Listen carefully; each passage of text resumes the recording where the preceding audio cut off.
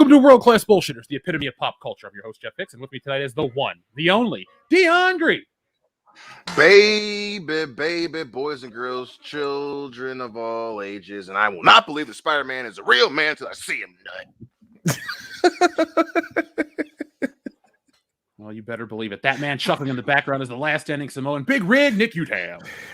Then buy his OnlyFans. That's all I got to say. Spider-Man. I'm sure there's a Spider-Man OnlyFans out there. Yeah, there's some for everybody out there on the internet.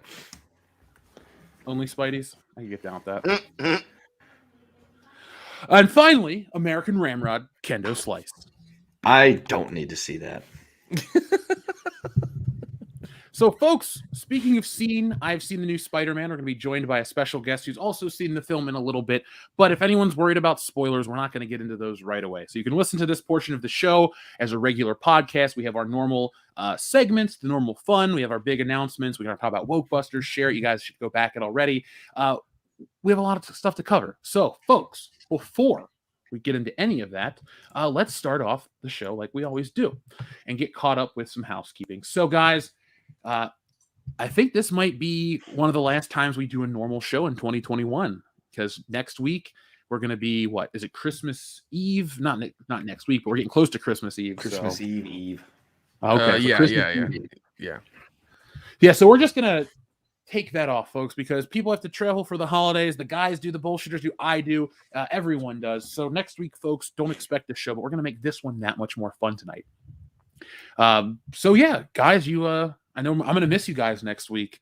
It's going to be rough, but Dion, I'll see you in a couple days, and we'll be hanging out, drinking, and shooting the shit. Damn right we will. What year will this be, like our 8th or 9th year? Oh my gosh. We started doing it in 2013, so this is the 8th year doing it. Hell yeah. Because the first year was when D2 was baking in the oven. And that was when MSU. Yep, D2 was in the oven, and then MSU won the Rose Bowl. And you ran outside in your that wasn't the year you ran out. In the that was the year version. after. Yeah. Okay. When I was just drunk, wearing a Lansing Lugnuts shirt that was too small, firing off those cheap ass fireworks. I'm so glad you have all your fingers and toes. Yeah, well, I always point away. I don't do the Jason Pierre-Paul where I'm clinching that bitch. That's good. So many firework accidents happen every year. Folks, be safe. Yeah, damn right. So, guys, Wokebusters. Let's check in on that. It keeps moving up, folks. This is the beginning of the launch. We've only been live for 2 days now, so we keep moving on up. We're already 20% of our initial goal, so there we go. Awesome. Now, this is the second comic from me. I write and draw these things. These are, they're fun. They're our parodies. This is probably the last parody. This is the last parody we're going to do for quite a while, because there's 1,000,001 comic ideas, but not everyone is a parody. So get Wokebusters, because they're here to save society from itself. Now, guys, you've known about Wokebusters for a while. You've seen more than other people. You've been excited for a while as well. What do you think is going to happen next? Well, I really hope it's kind of that that bit of I guess now it counts as indie. So I'm hoping it's that next indie thing that takes off, where people kind of, do an introspective look and we all kind of chuckle. So, especially after seeing a lot of this behind the scenes stuff, I think it is legitimately funny. And, even the people that are getting poked fun at can be like, that's actually pretty good. That's actually a pretty accurate joke. So yeah, listen, man, I'm pulling for this shit to actually kind of take off and make some motherfucking noise on the map, son. Oh, dude, I'd fucking love that if we could get. Personally, I would love just 3 comics. That's it. Give us a nice three-part arc, and that's it. That's all I want. What, for Wokebusters? Yeah, for Wokebusters. Yeah. Oh, this is a one and done story, but it is open. The Wokebusters can come back at any time. See, folks, what you got to understand is when you get a comic from me, it's the full story. It's not come back in 30 days, come back next year. No, you're gonna get a full story. You know what? We are missing a hell of an opportunity then. Comic book DLC. Comic book DLC. How would you propose that, Kendo? We would all of our comics would be digital downloads, But we would only sell you like the first 25 pages, and you got to come back and pay an extra $10 to get the content that we want to add on to it for like the next 10 pages or something like that. Do what video game people do. They release an incomplete game and then expect you to keep fucking paying for it. That's true. That's true. We should totally follow that model because people love that model a lot. Clearly, everyone's so happy with EA. Listen, you guys, we release the whole comic book, but there's just a few panels missing, and we just tell people they're bugs and Kendall, glitches and things like that. Calm down, because Capcom and motherfucking EA might start sending motherfuckers to beat you up for making fun of their whole business model. So just cool it over there. You're embarrassed. Right now, somebody at EA headquarters like, fuck, they're on to us. They're on to us. We were gonna do that shit with the next fucking NCAA game. You know what? At this point, EA, Capcom, fucking come at me. Come at me. I want that to happen so bad now. Just fucking come for me, please. Yeah, you want some? Come get some, motherfucker. Yeah, I will take you down. I swear to God. Well, for those listening to the radio portion of the podcast, here's the premise of Wokebusters. Monster sightings are on the rise. The triggered are transforming into savage beasts, capable of tearing society limb from limb. Not since the mass triggering incident of 1968 has society seen this level of ugly.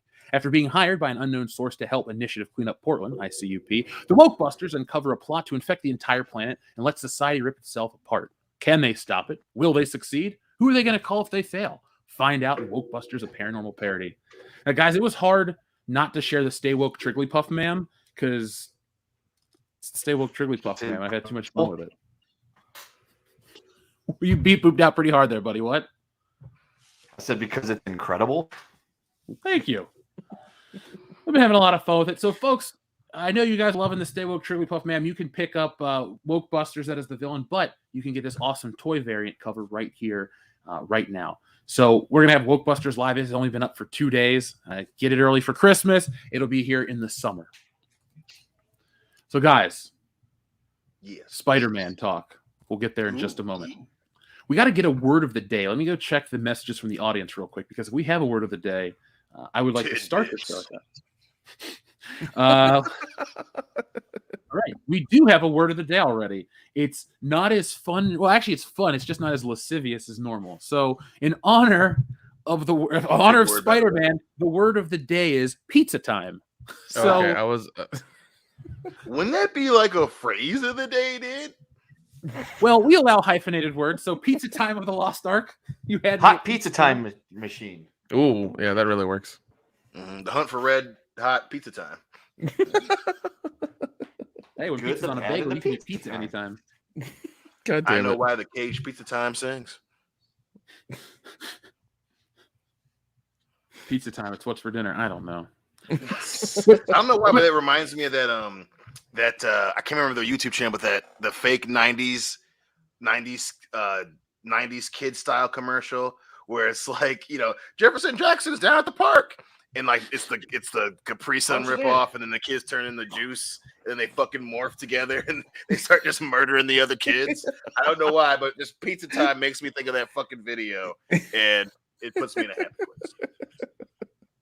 Those commercials in the 90s were pretty crazy. We were watching some today because it's the end of semester, and my advanced class is ahead of everybody else, so we were watching some old commercials, and they saw a Taco Bell one from like 1990, and it's like, Taco Bell has your order, make a run for the border, and they're like, oh my God, that's so racist. I'm like, no, it's not, because back then Taco Bell was considered the premier in Mexican food. So it's not racist. It was just highly inappropriate because Taco Bell is not at all. No, it was no. It was a premiere in Mexican fast food, not actual Mexican food. Well, yeah, that's because I explained to him that Mexican restaurants as we know them and love them were not as widespread back then. So you thought you had to go to Taco Bell for tacos and burritos, and then we found out you didn't have to. Yep, so that's true. Then Taco Bell has food. Yeah, Taco Bell has embraced what they really are, which is just the stoner food. Well, yeah, that's true. I mean, I'm glad they've kind of leaned into that because it's their market, so they're good. I just remember the fucking. Oh God damn it! Yeah, they fucking refuse horrible play calling in the fucking end zone right there. I'm not happy about it. But Does anybody remember the fucking Chihuahua for the Taco Bell commercials? Yeah, I was about to say, them man, too. the fucking I showed him commercials the for O'Hare Taco Godzilla, Bell. Batman Forever, and Batman and Robin. I specifically remember the fucking Chihuahua. And what was the here lizard? That Yeah, as a that was kid, Godzilla. that used to piss. I used to fucking hate that commercial. But now He needed a go bigger back box. and watch those compilations, and I'm like, oh man, the '90s, goddamn, great time. I know it's early in the night, but this is my favorite Pizza Time one. Like water for Pizza Time. I don't know why. It fits. Thank you, Mycroft Holmes. Ooh, cocaine and Scotch Pizza Time does sound like a good time. The cook, the thief, his wife, and her Pizza Time. Now I need a Pizza Time button. Maybe. Yeah, I mean, is Pizza Time your safe word? Is that what that means in that context? I mean, it's a pretty good safe word. I mean, you're not going to confuse that with anything. No, you're definitely not. Pizza time. Yeah, but if the kids are in the house, it's going to be really confusing. Yeah, you probably don't want to yell it. Sometimes you don't have a choice. You know? Hey, Dad, you guys eating pizza in there? Well, I thought we were supposed to have it in there. Oh my god! Get off my mama, you son of a bitch! I don't even know what's happening. Thank you, Dion, for reenacting traumatic childhood moments. Yep, the real pizza time, son. Hey, let's see what this is real quick. Pizza time. Okay, that's enough of that. That's a fever dream. Yeah, that's enough. No, thank you. We got size we did for my birthday and watched that. I'd have freaked out. You wait till New Year's, buddy. You will not remember. I know that Jeff was here. I have a remembrance of the sensations of happiness, but it's just gone. He left his socks. Jeff definitely did. Yeah, size 15 socks. Yeah, exactly. Hey man, isn't the future fucking crazy? No, it's depressing. We all die. Oh shit.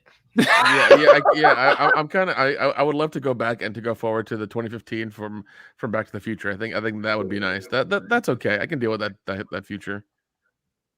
I would stay in that 2015. Yeah, it was fine. Yeah. Now, guys, Dion, you were talking about the 90s a moment ago. The 90s were rife with fun pop culture events, but they also had a lot of great pop culture crossovers. And today they've announced a new one that I never thought would happen in a million years, but now I kind of want to find out what happens in Godzilla versus the Mighty Morphin Power Rangers. I'm sorry. What? K, motherfucker? Yeah. The Power Rangers usually make short work of giant monsters thanks to their Zords. However, their next opponent won't be put down as easily. IDW, Boom Studios, Hasbro, and Toho have announced Godzilla versus the Mighty Morphin Power Rangers, a new comic book crossover miniseries that pits the Rangers against the world's most famous kaiju.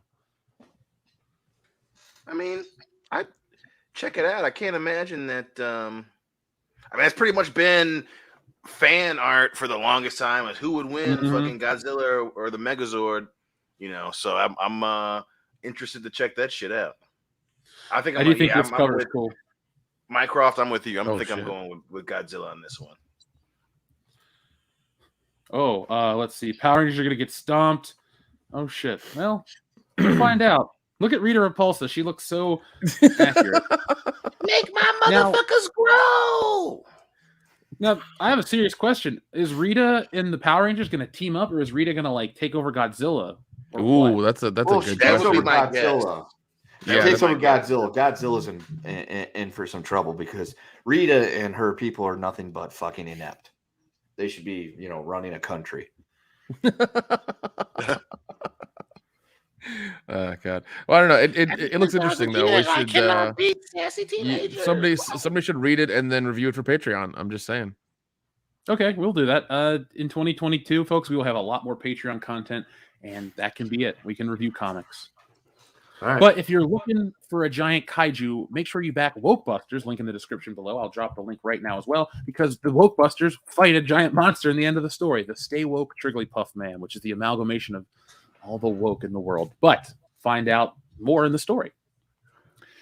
So, guys, there is something we wanted to talk about before we jump into Spider-Man. It is related to movies. It is related to the holiday season. The next big release is just 6 short days away. Yay. For Matrix 4, Matrix Resurrection, or whatever the fuck it's called. Red Erections. Red Erection. Red Erections. It's a Soviet erectile dysfunction. Re-resurrection. I don't know what's going on. Re-erection. Sounds Riri. Now, Nick, we've been talking about the Matrix behind the scenes. Dion, you brought this up organically. It doesn't look like people really want to go see this movie, correct? No, I've been getting. I'm part of the Regal fan club, whatever, and I keep getting text messages and notifications like, "Hey, we still got tickets left for Matrix. Do you want one?" And I'm just like, "Nope." Well, I'm good. I'm all right. I'm gonna see Spider-Man and probably watch a bunch of other shit. But Matrix is not one of the things I want to see before the end of the year. Well, guys, the Matrix Resurrection's first reactions are available. They go from awe-inducing to meta to a fault. Huh. So these were paid for, is what you're saying? Well, I don't trust blue check marks, but they say shit like The Matrix Resurrections is a terrific, awe-inducing meta mind bender, completely in line with the franchise's legacy, finds an innovative new way, high-concept way to frame the new story. And then it also says it's almost...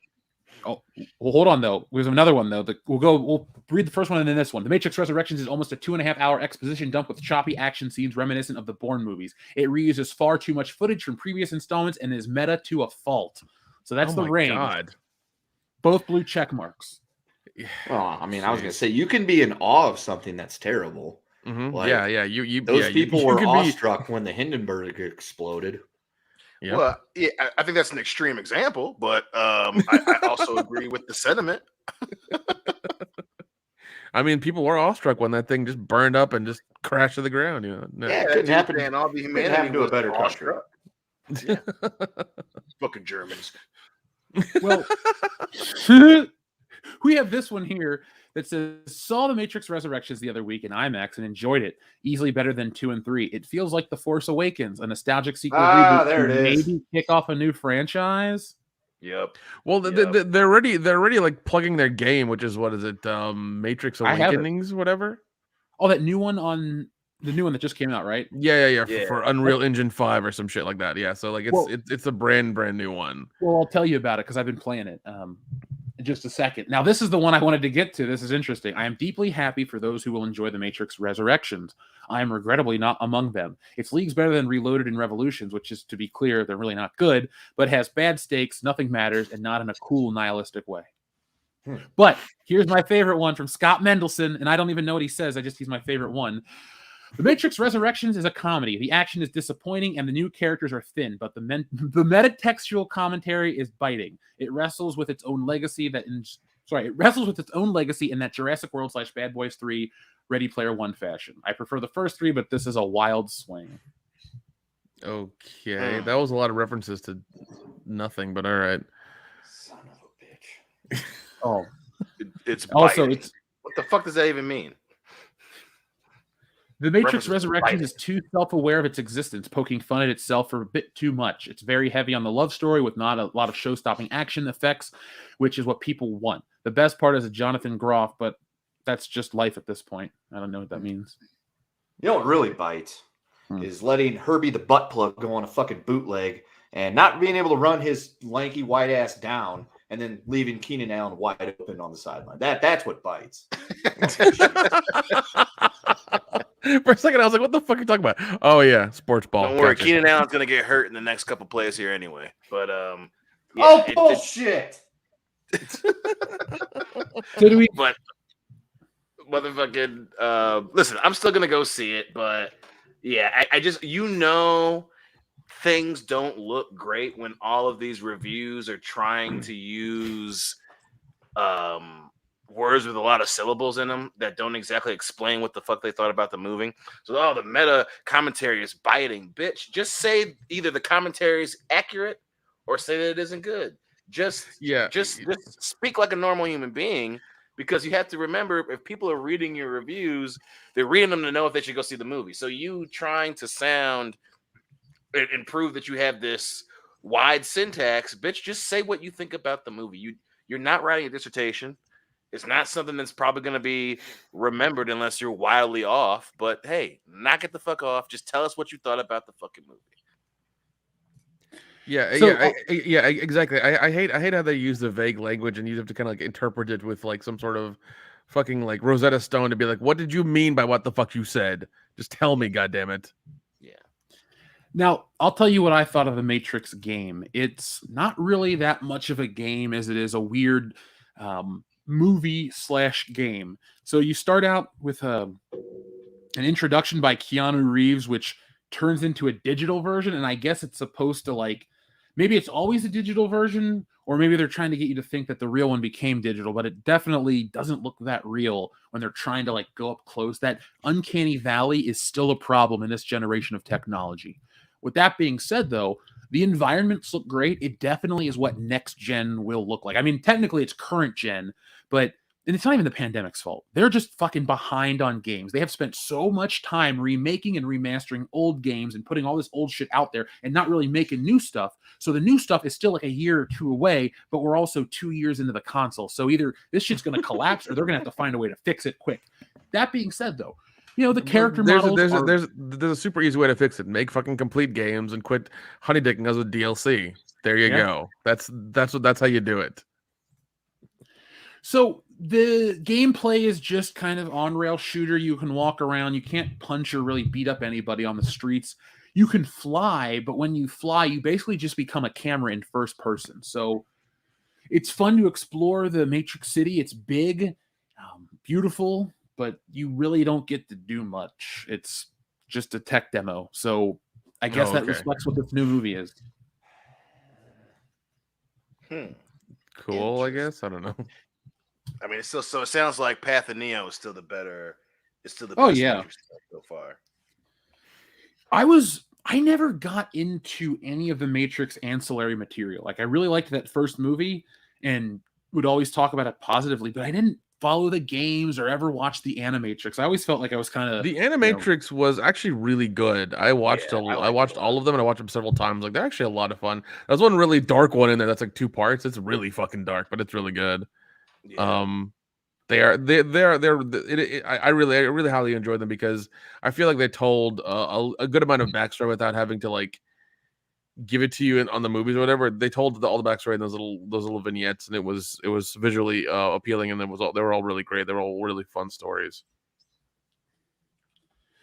So, folks, if you want to play that, awesome. Go download it on your Xbox Series XS or PlayStation 5.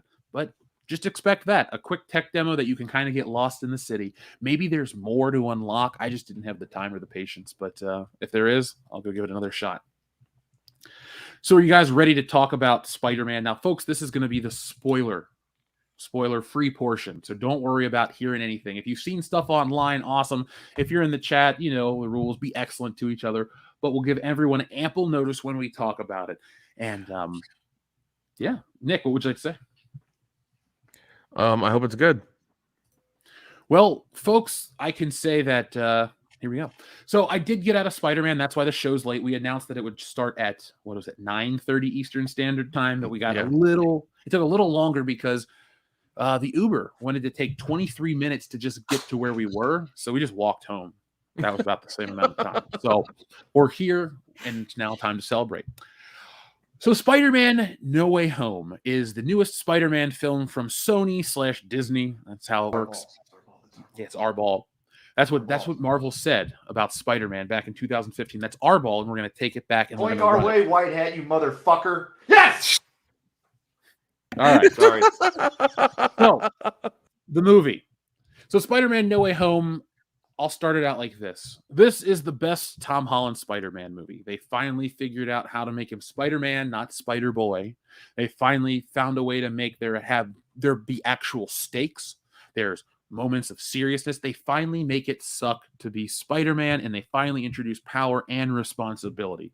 So this is it's a cosmic reset button of a movie. The thing we had been saying it was going to be for the longest time. It's a way to make up for all the mistakes or the creative choices they made to make Spider-Man Iron Man Jr.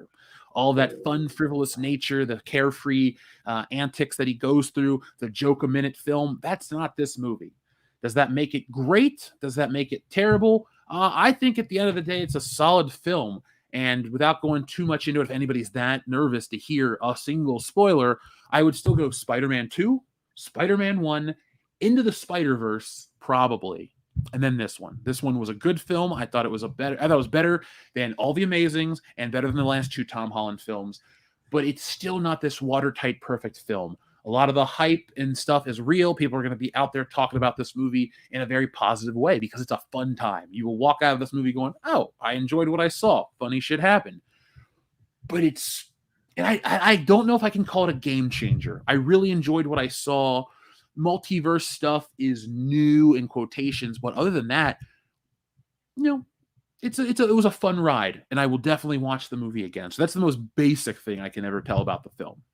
Okay, so any before you questions get too far down the road here, this is definitely more of a specific question to our last few months, not only as coworkers but as brothers. But so we went and saw Eternals in November, and one of the points that we made when we were reviewing it was that Spider-Man needs to be a win. So from that perspective, if you're just hypothetically a guy who has his own show about pop culture and talking about it, would you say that No Way Home is indeed the win that they needed after the debacle? Yes, I said debacle that was Eternals. Yes, this movie is that win. This movie makes me interested in at least the movie portion of the MCU moving forward. Okay. Okay. Because, and this isn't really ruining much, but it ties in with Doctor Strange, the new one that's going to come out, and it, again, you only know as much as I know about that movie, but it also ties in with Loki and all of the other stuff. So, like, if you're interested to see how they're going to take this cosmic multiversal universe thing, there you go. That's going to be probably what's going to happen moving forward is they're going to use this shit to bring back all the big heavy hitters like Robert Downey Jr., like Chris Evans. You'll get this new version of all this other shit, and you'll get another Super Avengers movie because they found a way to backdoor all this crap, essentially. But this is the win. This was not anywhere near. It's not a dumb movie. It's not a bad movie. It's if the Eternals is the worst of anything ever MCU wise, this is going to probably, for me at least, fall top 10, maybe. Yeah, I got to go back and look at every MCU movie. But this was, like I said, this was a solid, fun movie. You don't need to turn off your brain to enjoy it either. Now, if you're looking for action every 5 seconds, you might be underwhelmed because this movie is not as action-packed as you would think. The fight scenes aren't as epic. They're not that big. The reason why I could never rank this above Spider-Man 1 and 2 is, frankly, a movie from 20 years ago outdoes this one in terms of spectacle. Now, I know you're saying, but Jeff, the universes that open up in the trailers, that all looks awesome. That does look cool, but there are certain CGI shots. There's like Spider-Man doesn't look any more realistic than he did back in the past on film. Like, they haven't really evolved the technology. They haven't been able to do that much. So, like, it's a nice step in every way in the right direction. It just, I don't know.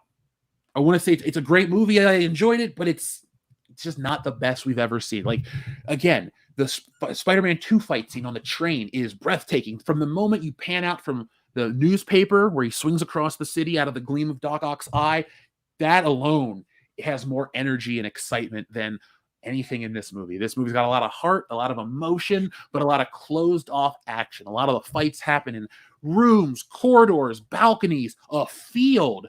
The final fight is in the trailer. It's on scaffolding. It's like, it's not bad in any way visually, but you've seen so much more with Spider-Man, and you've even seen so much more with Tom Holland's Spider-Man. Like, the Mysterio shit from the last film was really neat. That was an awesome montage. The stuff in the first movie, you had that scene where he's under the rubble, reminiscent of Spider-Man, was it 34? But whatever it is, like that, there were some cool visuals. This one, it looks nice. The CGI is fine. The Doctor Strange stuff is awesome. But we've seen that in Doctor Strange. So that's kind of like bringing something else. Like they're talking about The Matrix. Oh, that uses footage from the old movie. This just uses the same gimmick from the other ones. And you've seen it in the trailer too. That scene where he makes the trains get big and all that shit. Again, no spoilers. You've seen the trailer. But I think that's my biggest dig at the film, is that it just wasn't the most visually stunning Spider-Man movie. That fight scene that you see in the trailer on the bridge between Doc Ock and Spider-Man is very plain. You've seen essentially all of it in the trailer, and there really isn't any extra stuff in terms of like extra spectacle. But again, I'm just trying to get all the honest stuff out of the way because it does have a lot of fun. And when we get into the spoilery portion, when our guest joins us, we can talk about that, geek out about it. Dion, this movie does have a couple things that we pitched for our Spider-Man 4 when we were drunk in college. Nice. Yes. Awesome. And so we have that. So what you're saying is Marvel's been like bugging your phones and stuff is what you're saying. You want to know if the they were first? smart, they'd have listened to us fucking a decade ago. Yeah. You want to hear the first thing I said to Jesse when I got out of this movie? What? Brother Loki. Brother Loki. Yeah, I said that. No, honestly, the first thing I said to her is, I feel like they listen to our show because every complaint I've ever had about Tom Holland's Spider-Man has been addressed by this movie. And I'm like, I know they're not listening, but it just feels like, they must have heard people's bitches and complaints about that because, he's now the regular Spider-Man.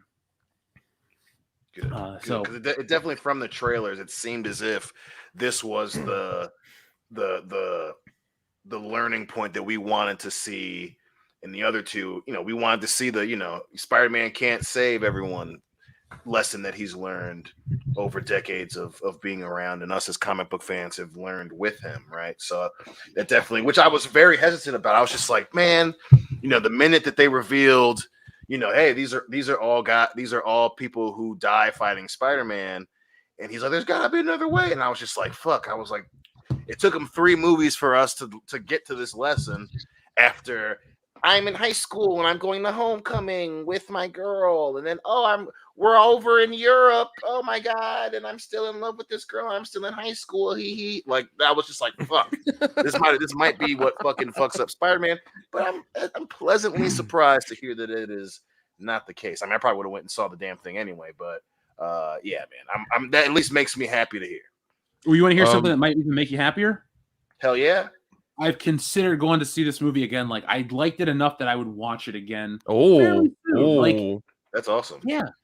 And I did have this thought too about buying the movie, but then I thought I would like to start the movie at a specific scene, because I can tell you folks that I want to go out and buy a movie that I enjoyed, but not every scene is perfect in it. And this movie definitely has solid enough pacing to where it's never boring, but it's a lot of build for an eventual new trilogy, if that makes sense. And with Disney and all their ridiculous contracts, we know the 4th one's coming. So a nice compliment I can give this film is we finally get a Spider-Man trilogy arc that ends, and the character's getting ready to move into the next phase of his life.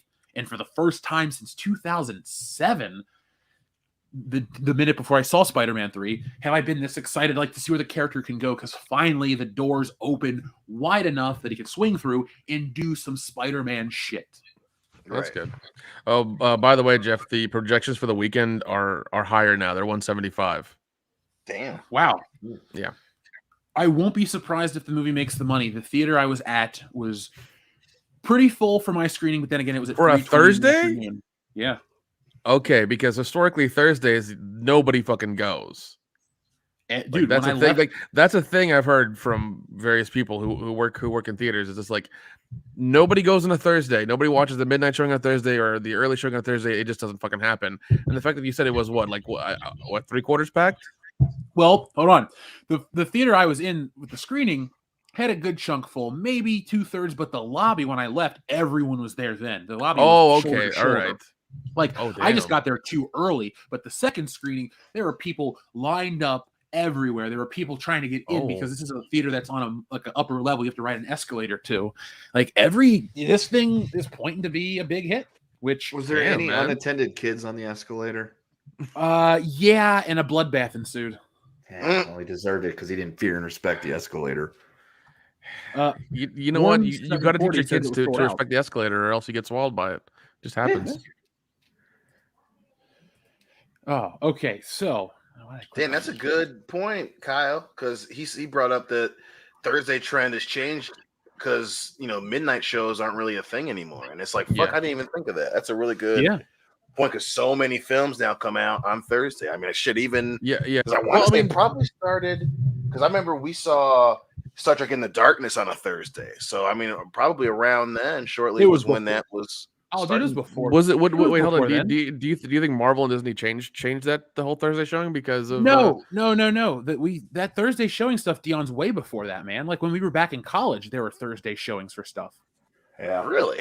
But Yeah, okay, not just midnight ones, like from 7 onwards, basically. That one probably started in Into Darkness. Like the first Avengers was 2012. Okay. Right. I'm pretty sure that had it. That was still Paramount back then. But Disney definitely cashed in on it. Fucking Star Wars, the 7 o'clock showing, the 10 o'clock showing, the 1 o'clock showing, the 2 a.m. showing. Fuck that movie. Now, for as boring as not Hawkeye, I'm not watching that show. Like Black Widow did suck. The Eternals did suck. And Shang-Chi was pretty fucking bad. This movie doesn't redeem any of them because you're going to have to understand, folks, that all those boring superheroes are still boring superheroes. But this one, a little different. So, well, I mean, it's Spider-Man. Spider-Man's a legacy character like Superman and Batman. He's just been around so long and been in the cultural lexicon of of us growing up, and we had the cartoon and a bunch of other stuff as well that it's just ingrained in us to like, oh, this is Spider-Man. We have to go watch this, that kind of thing. Yeah. Daniel has a question, but how are the villains treated? I don't think this is a spoiler. The villains were treated well. They're not the joke you think they are from the trailer. They are shown to think and act naturally. You feel for some of them. The actors all do a great job. No one's phoning it in. Excuse me. I'd say Thomas Hayden Church because the Sandman is mostly CGI in the movie. You don't really see Thomas Hayden Church until the end of the story. And I don't even know if that was original or new footage. I honestly think they took old CGI footage from Spider-Man 3 and put him in this movie. So I think Thomas Hayden Church just voiced Sandman, didn't play him at all. He was the best part of Spider-Man 3. Yeah, there weren't many great parts. No. I mean, literally up until, which is sad, it's up until the symbiote shows up. But, and that was the other thing I was worried about. Spoilers, Dion. Huh? Wait for the spoilers to talk about that. Oh man, can't wait for that shit. But yeah, I mean, like I said, and I was just worried mainly because it was like, hey, they all die fighting Spider-Man. I'm like, Thomas Hayden Church doesn't die at the end of Spider-Man 3. So no, so that's they're already fucking it up. I was like, oh shit. Yeah, Blue Watcher, there's a lot of hype for it. I gotta say though, a lot of the hype, this one, it's surprising that a movie delivered. Like, it kind of had those big moments that people are looking for these days in a movie. It's the best Spider-Man's looked since 2004. This is much better than Spider-Man 3, excuse me. That's awesome. So let's see. Joe Smith says my theater was about half full, but it had 4 showings in 4 different rooms. My city is only 30,000. Oh, okay. Oh, Jonathan Hurst, thank you for telling me this because this is important. All the theaters in the Cincinnati area were sold out today. Whoa, shit. Oh my God. Yeah, they might. Yeah, it's gonna be fun to see the numbers for Monday morning and figure and see what they are. Because I mean, because the projection I've heard from a reliable source that is not Reddit is 175. That's what I've heard. I am on the Spider-Man fan train for this one. I'm hoping it does whatever it does. It's weird too because this was not a movie. You know how a lot of these other the Eternals had those. I hate to use the phrase woke moments, but you get what I'm saying? Like those stupid, overly preachy, politically charged bullshit. This movie doesn't have any of that fucking shit. It's such a surprise. So they finally fucking learned their lesson. Yeah, they don't shit on Spider-Man is the star of this story. It is his movie. Everything's about him. They don't make him look like an idiot or a loser. He doesn't do stuff that makes you question why or scratch your head and say, why is this character being assassinated on film? I know this sounds weird, but sometimes there's so much money on the line that you cannot afford to fuck up. And I think that's what this movie is. You cannot afford to fuck up Spider-Man because he is the world's biggest superhero. Superman has the tenure, Batman has the awards, but Spider-Man's got the money. Because I remember reading this as a kid. In the non-movie year, I think it was 2003, Spider-Man made $900 million in merchandise. That's fucking insane. Like, The Simpsons in its first year made almost $1 billion in merchandise. Like, these are these rare anomalies. And this is a year when there isn't a movie to promote it, and there wasn't a new Spider-Man game in 2003. It was this weird year, but the runoff from the first movie was massive. And the character, really in our lifetimes, guys, has never fallen off in popularity. Even the Andrew Garfield movie, it doesn't make him unpopular as a character because he's always had selling comic books and games and toys. Like, Spider-Man is the only Marvel character to consistently have his own toy line nonstop.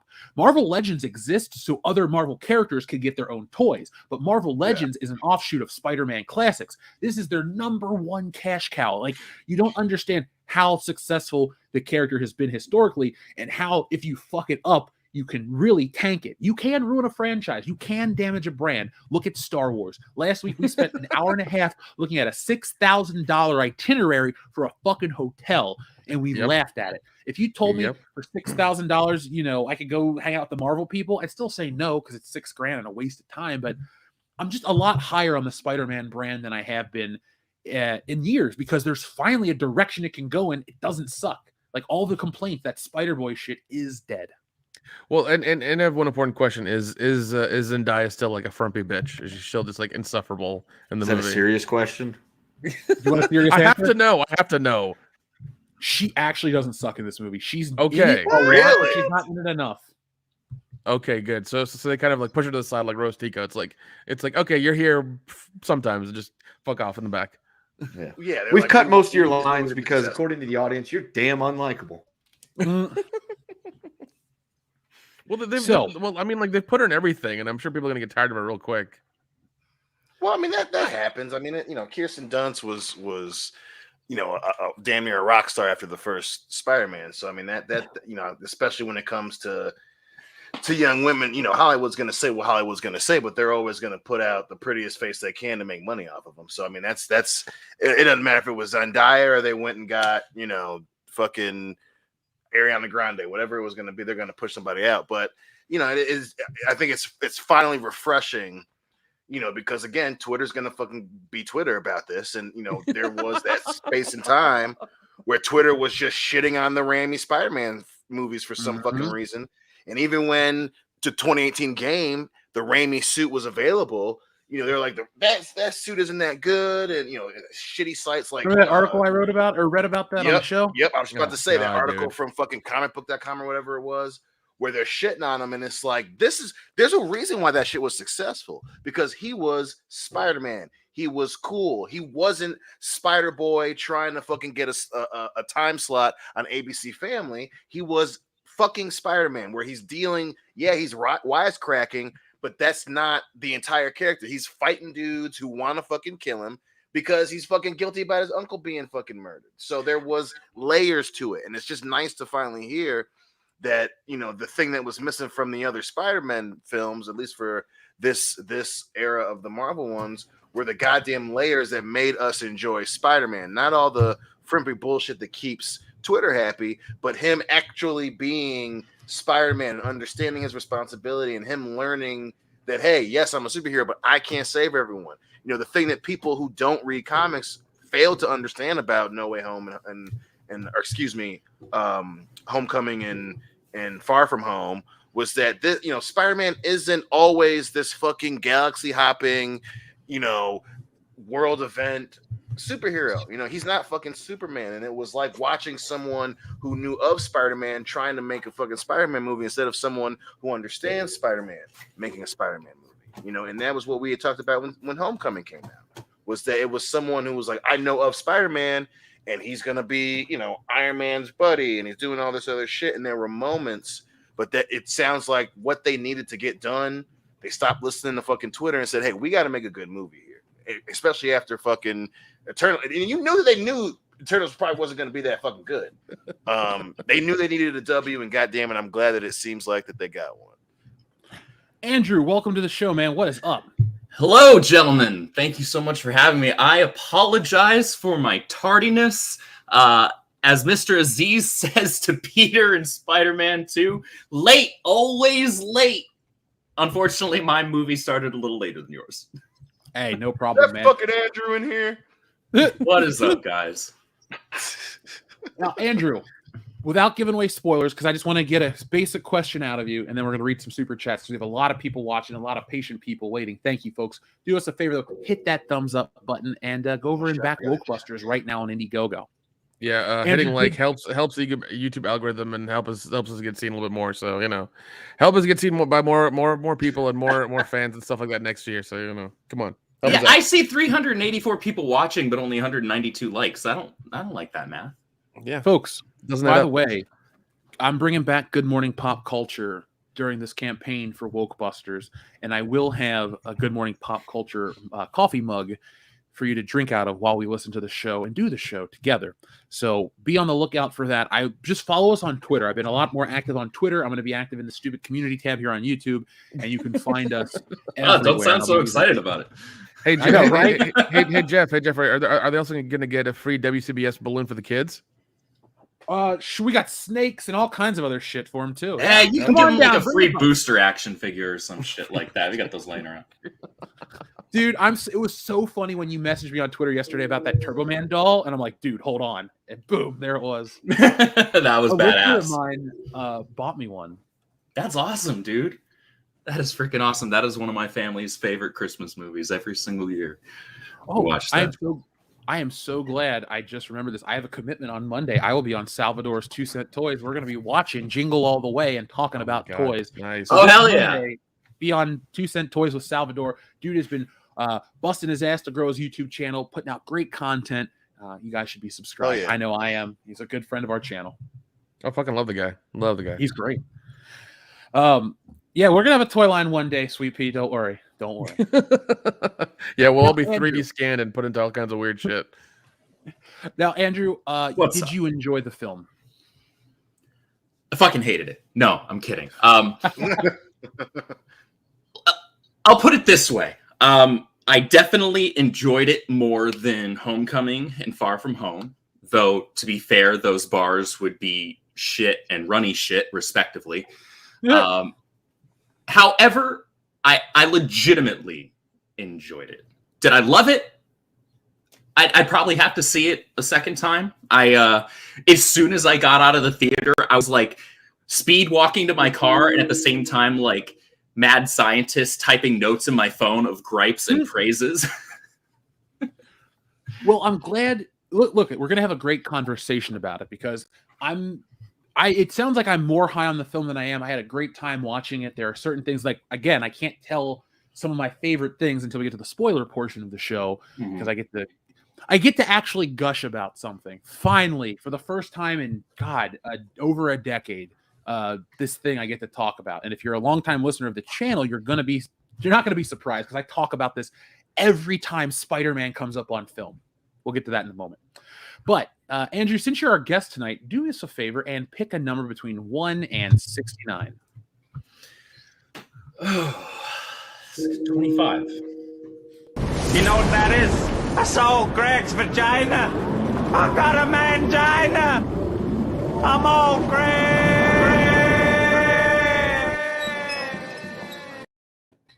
Horrible. What the fuck was that? Absolutely horrifying. Jesus Christ. You love him?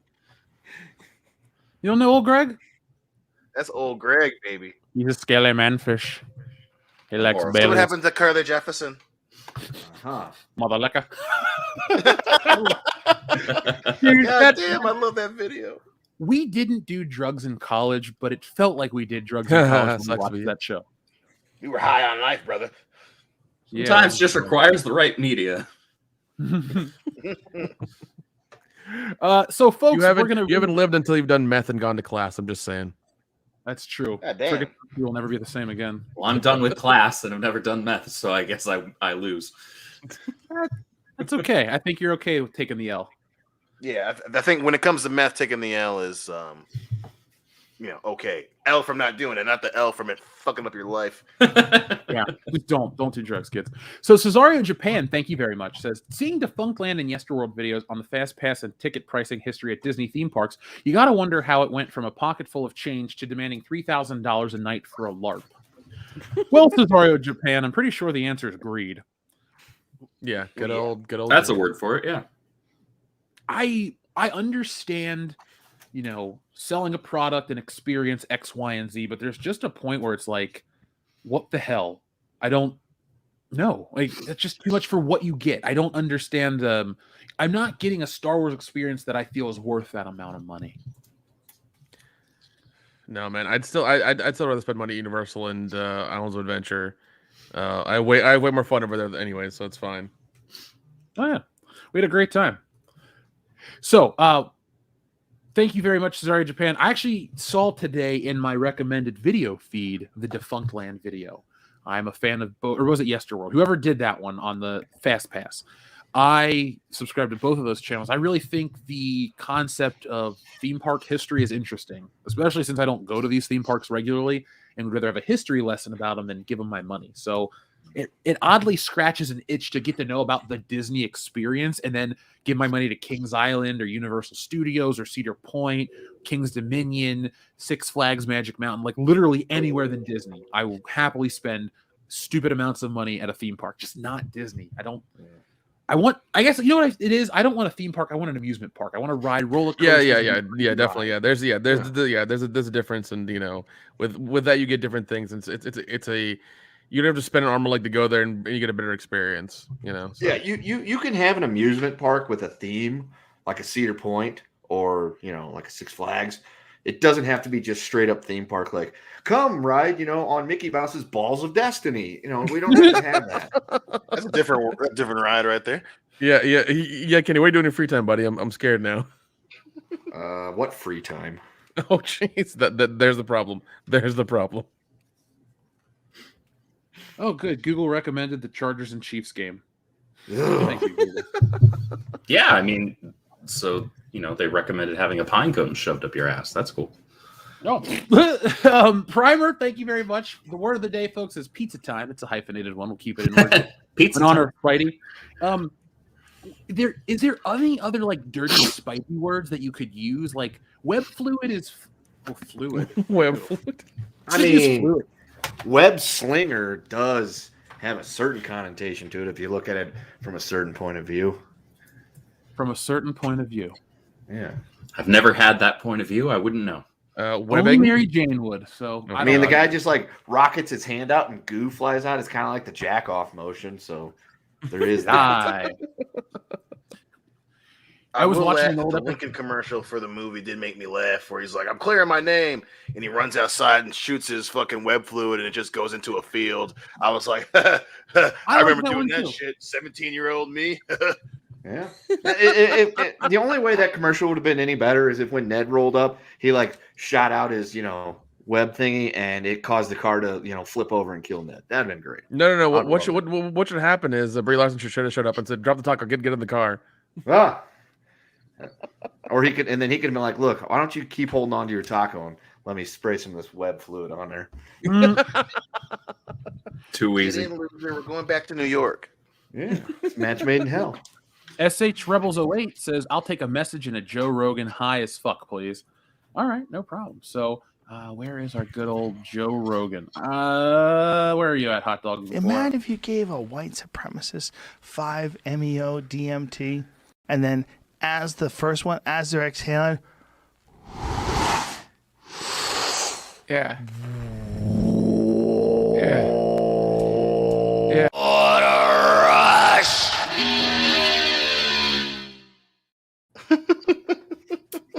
That's just so And I good. believe you also requested this. Message.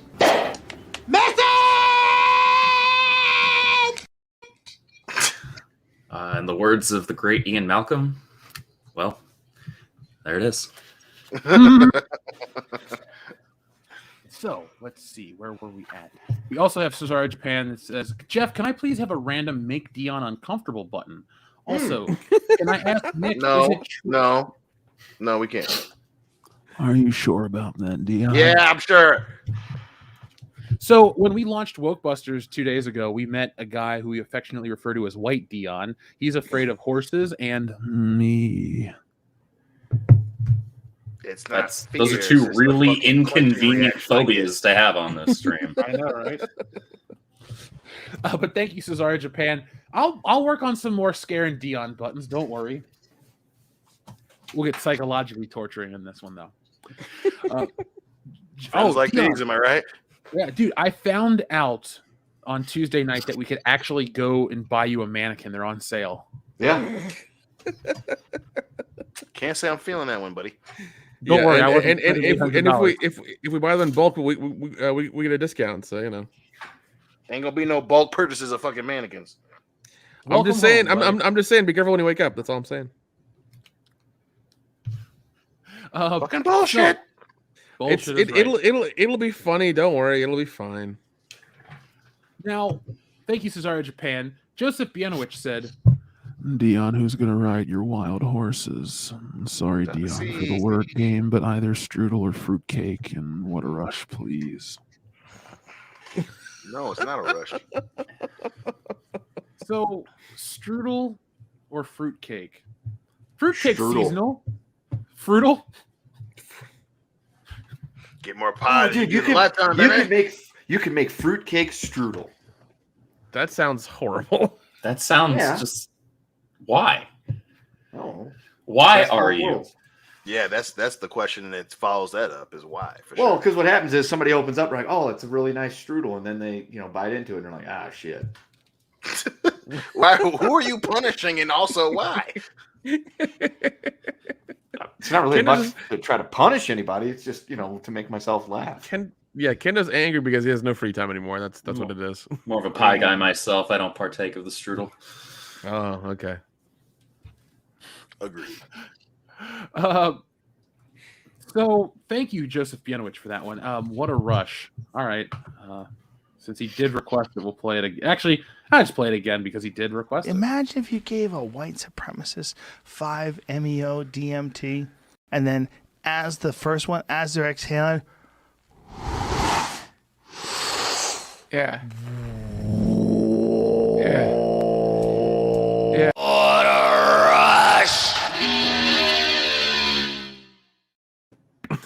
There you go. I'll say that one, I used to love that one a lot until you told me that the thing about him in the bathtub was him trying to take a shit in the bathtub. Because like that's what I keep hearing about on the internet. It's like he's in the bathtub taking a shit, and it was like this weird experience. I was like, what? And it was just him like just in the tub trying to force himself to take a shit. Was it literally him taking a shit? I thought it no was idea. I thought it was like a temperature thing. He's into that Yeah, weird I thought it shit. was him just. Yeah, doing, that's what I thought it was like, too. I thought it was him like, oh, I'm just gonna smoke this weird shit in a cold bathtub and see what happens. That's what I thought it was, because he looks like he's got like he's shaking and he's cold. It's not he's trying to pinch a loaf. Wow. Yeah, welcome to World Class Bullshitters, Andrew. TLJ Screwjob, thank you for these two. He has two requests. He says, get an RIP Ben Tramer and an It's Me, please, Jeff. Oh my god. Are you like, you want me to make those buttons, or are you asking me to press them, TLJ Screwjob? Just let me know with a basic message. I will be reading the chat right now. TLJ Screwjob also says, do you know how much I sacrificed? Wait, sorry. Do you know how much pizza time I sacrificed? There you go. Storm and Norman back on the prowl. So 2 more, and then it's time to move on to the show. I just got your Christmas gift, Dion. Make sure you bring your lotion. Dion. Oh no! Merry Christmas.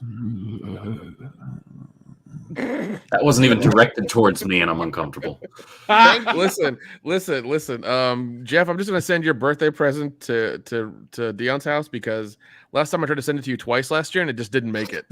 Yeah, just my address seems to be the one that works the first time. So yeah, just No, because I sent it to the apartment that he was at last year, and then I sent it to the PO box, and both times it just fucking got returned to me, and I was like, the fuck. So I'm just gonna send it to Dion and be like, once for Dion, once for Jeff. Enjoy. All right, so we got a request for this will be TLJ Screwjob. We got clarification, so we'll play his buttons and then we'll get right back to the show. So he did not request that one, but he did request a personal favorite that not many people ask for. Who is it? Who's this? Hello?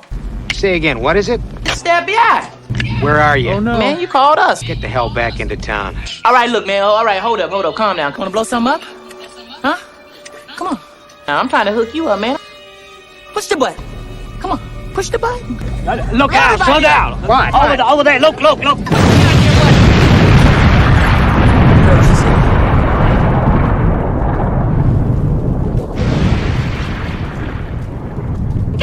damn! You kidnapped Chelsea Clinton? Chelsea Carter. and then finally, Who's that Pokemon?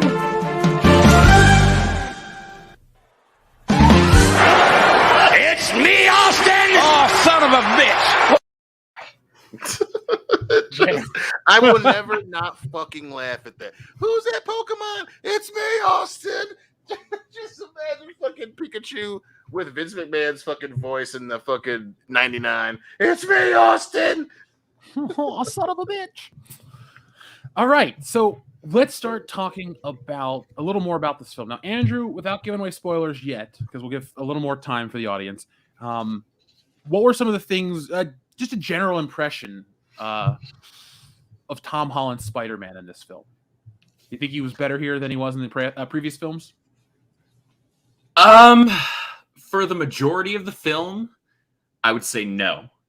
However, that changes a bit towards the end. It's not a night and day difference because what changes are things external to him. However, those things allow for, I think, a clean enough slate moving forward, and we'll get to that later, I'm sure, to where now there's actually potential for me to give a damn about this character.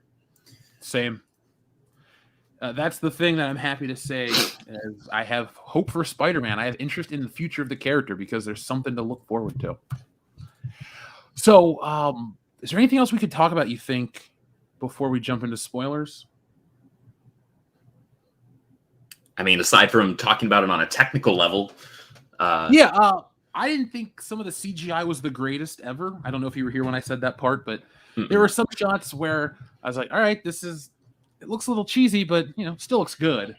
I'll say this. I expected this to be the best Spider-Man MCU film with regards to the action. And I would say that aside from a moment or two, the action was a little underwhelming. It was a lot of quick cuts. And I realized for obvious reasons, there were a lot of characters on screen at the finale or near the finale. But typically what we see in a good Spider-Man film from a technical perspective is seeing him up close and seeing his movements cleanly when he's fighting his foes. There wasn't much of that in this film. It was a lot of really panned out shots, and that kind of annoyed me because I'm like, all right, cool, we've got all these characters. I'm not really getting to see them do their shit like up close and like really cleanly. Like there was only one moment that you see everybody on screen in the same like frame cleanly. It's just for a split second. Yeah, it's funny you brought up the action because isn't that what I said, guys? Yep. That's just the reality of this movie. It's got a lot of stuff. It's got good looking spectacle at times, but it's not like spectacle in terms of action. Some of the Doctor Strange stuff is really awesome to look at. Oh, the Doctor Strange stuff is always cool. The Sanctum Sanctorum looked great. Nice to see Wong. And, the other crew, or the other characters like Aunt May and Happy Hogan and Ned and Zendaya, they were all fine. I thought they were less annoying than they were in previous films.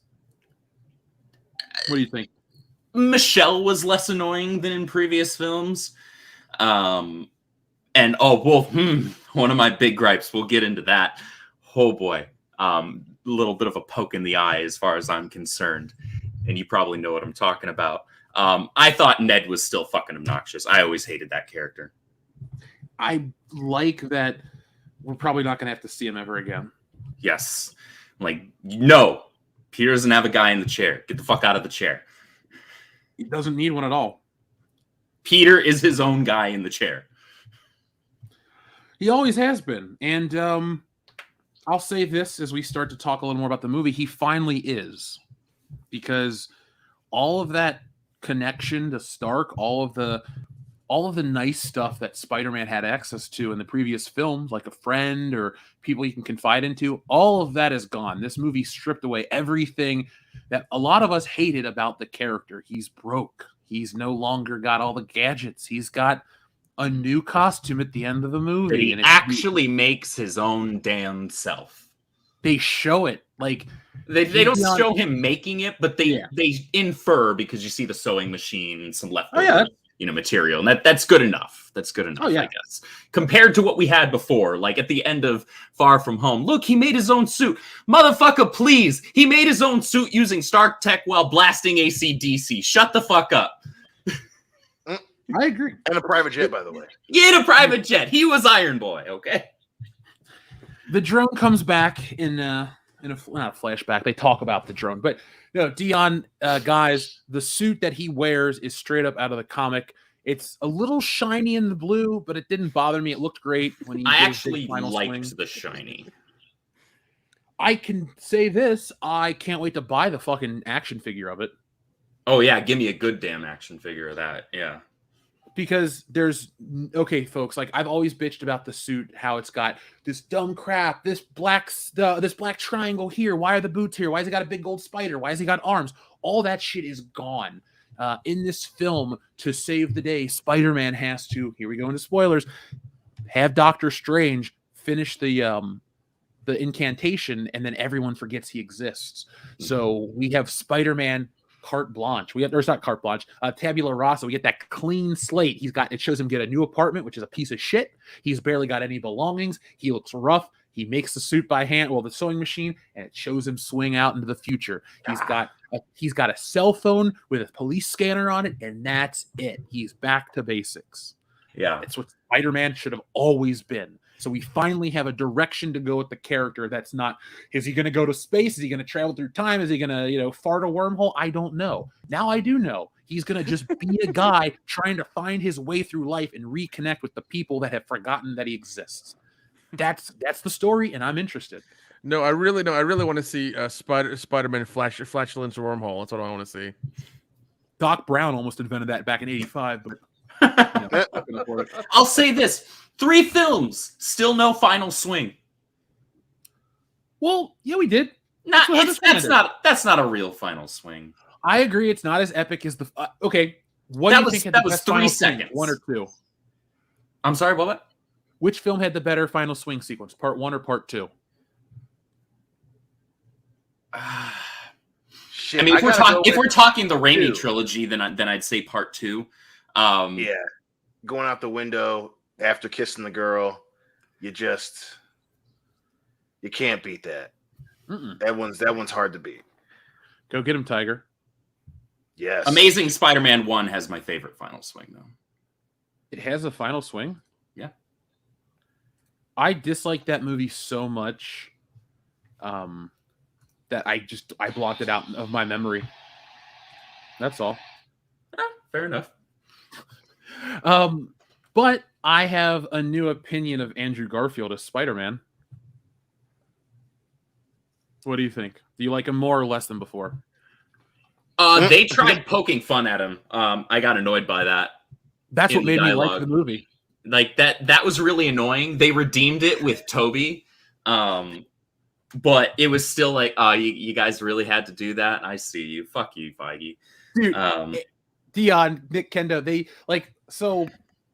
the way the story goes down, folks, let's just start talking about the story. Yeah, every Spider-Man's in this damn movie, except Miles Morales. But there's a great throwaway line where Jamie Foxx goes, maybe out there's even a black Spider-Man. And I was the only person in the theater that booed. I was like, boo! I made a funny tweet. He totally would have done that. I made a funny tweet when I was in the theater waiting in line to get in while they were cleaning up the auditorium because there was some guy dressed with some Miles Morales shit on. And I'm like, some clowns dressed as Miles Morales at a Spider-Man movie. Now, I mean, he had his movie. It's called fucking Spider-Man Multiverse, or whatever. So like, we're into the verse. Into the Spider-Verse, yeah. If you like 2 FPS animations.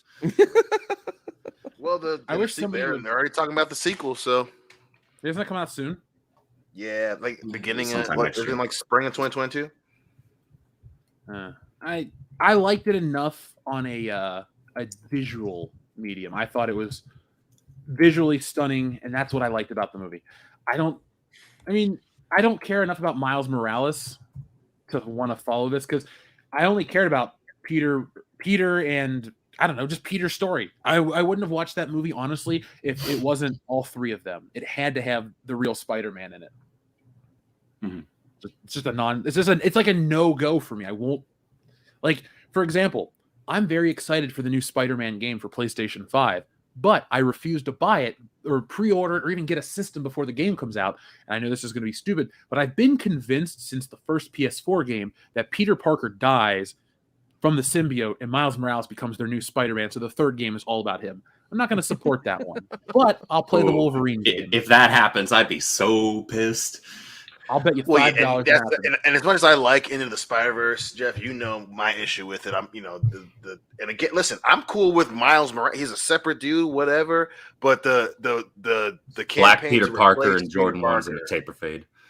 That's the thing. I don't want them to be. It's the campaign to replace Peter Parker that pisses me off. And that's the one thing I didn't like about it in the Spider-Verse was, so this universe's Peter dies, and now we've got Miles Morales. I'm like, see, why do we have to keep trying to fucking kill? What did Peter do to piss so many people off? It's very obvious. Spider-Man. Have him be, half black, half Puerto Rican Spider-Man. I'm cool with it, but he's not Peter Parker. He's not. No, Dion. There's a very. I know it pisses him off. Miles Morales is not Peter Parker. Just get over it. The problem is people hate original Peter Parker because he's a cis white male, so he's part of the patriarchy, and that's the problem. See, that's the entire problem. True. Miles is just Peter Darker. I felt weird saying that. Oh God, I'm gonna go wash my mouth out with whiskey. You need to stop hanging out with your wife so much. Yeah. Well, she hasn't been home. She's doing the Nissan commercials. Yeah, she keeps driving by and telling people to drop their tacos. It's fucking weird. Now, this movie starts out like we all know. Everyone knows that Spider-Man and Peter Parker are one and the same. So Peter goes to Doctor Strange to try to get him to wipe away the memory of him being Spider-Man, so Peter, Ned, and MJ can get into college at MIT. Because everyone that's associated with Peter is suffering because of the association. So he feels so guilty that he goes out of his way to try to get Doctor Strange involved. Long story short, Peter, being a kid, essentially, ruins Doctor Strange's concentration. And he essentially keeps interrupting Doctor Strange. He goes, I don't want everyone to forget I'm Spider-Man. I want Aunt May to remember. I want MJ to remember. I want Ned to remember. And he fucks with him 5 times. And then, that's it. He just he's not going to do it. And he leaves. Spider-Man leaves. And he's trying to talk to the MIT admissions officer, and convince her to let Ned and MJ into college. And, he's an asshole and blah, blah, blah. And as he finds the woman that he's about to talk to on the highway, because he's just desperate to get to her before she leaves for the airport, Doc Ock appears and starts to fight Spider-Man. And they fight. You've seen it in the trailer. And he goes to attack Spider-Man. Some of the nanobots get on his armor. Spider-Man is able to control the nanobots. And Spider-Man is able to save this MIT admissions agent. And so just as Spider-Man is about to take Doc Ock back to Doctor Strange's Sanctum Sanctorum, the Green Goblin appears and blows some shit up. And Spider-Man and Dr. Octopus go back to the Sanctum Sanctorum. Andrew, did you enjoy this fight? I thought this was exemplified the underwhelming action.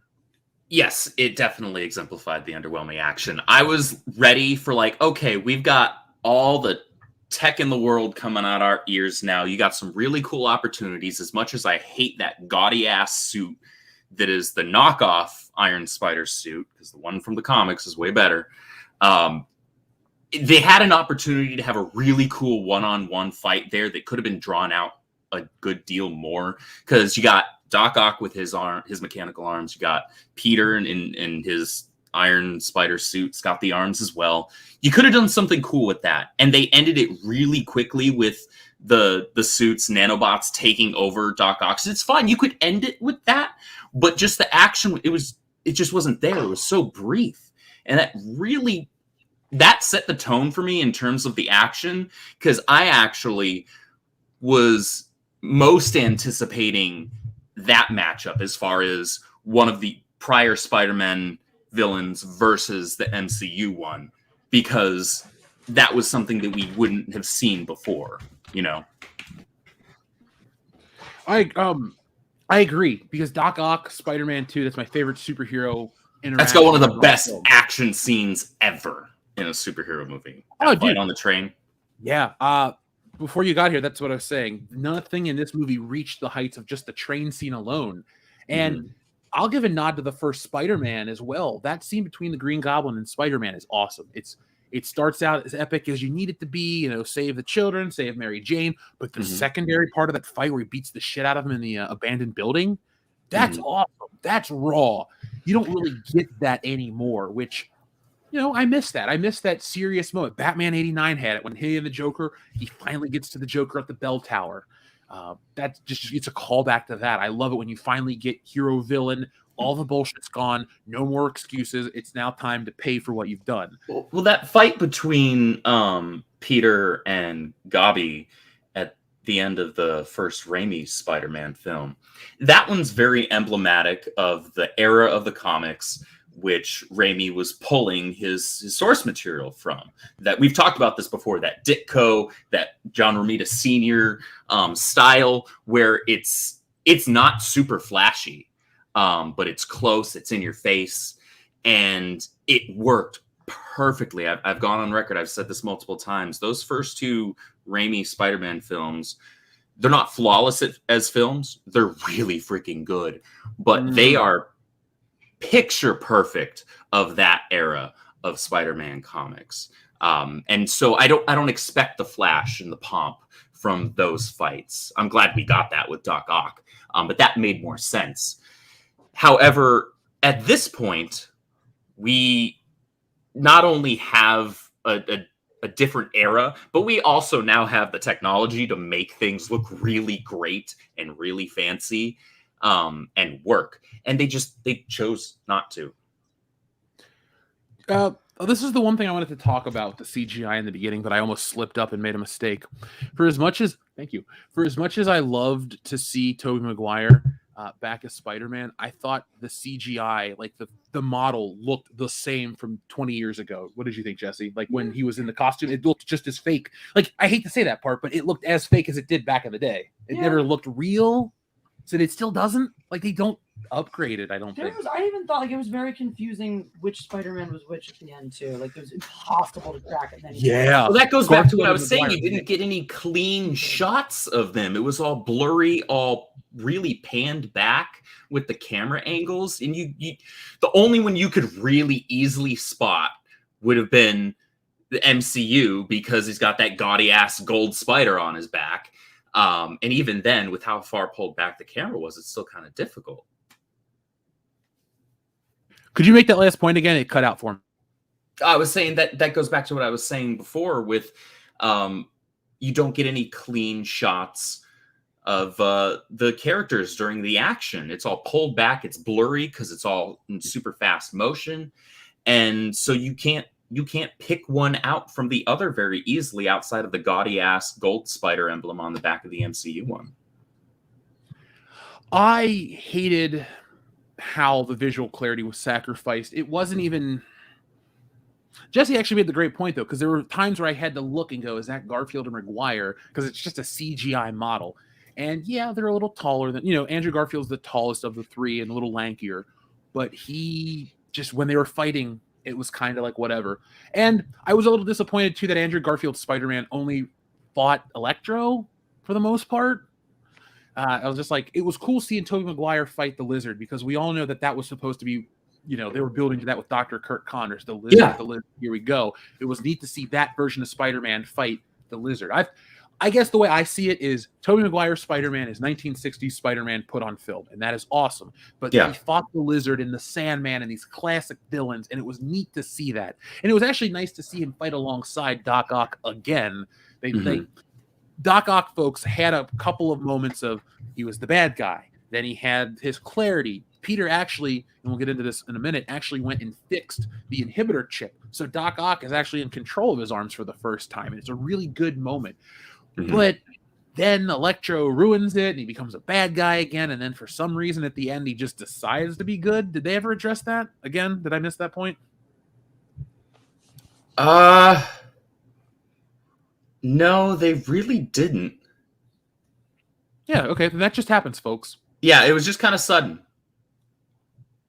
Now, Daniel in the chat says both died in their films, though I'm curious how they explain Doc Ock and Goblin are alive. They pull them from moments in time where they're still fighting Spider-Man. Like they're actually they're pulled from the moment in the movies where they're about to die. So Doc Ock says, I was fighting Peter Parker, Spider-Man in front of my machine, and then I'm here. And the Goblin talks about how sometimes he's Norman and sometimes he's someone else. And last time he was Norman, he woke up and now he's here. Like they pretty much just, that's it. That's as deep. They kind of just half-ass it. Yeah. They, so to put it really short, they wait, hold on. take... So like, well, even if they do that, like that affects the entire timeline of Tobey Maguire's Spider-Man, which doesn't. No, they actually take the villains from the past. They take them from the moments in the movies that they're describing on screen. However, Toby and Andrew are taken from the present.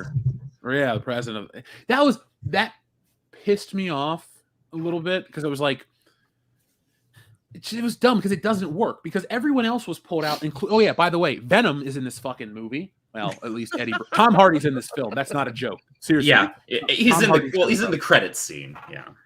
But it's because they really want the crossover bad. Well, they put it in Let There Be Carnage. So at the end of Let There Be Carnage, but then they yank him right back out. Damn it! Wait, that ending was in Let's Be Carnage? Yeah. It was a credit scene, where he wakes up in the MCU universe.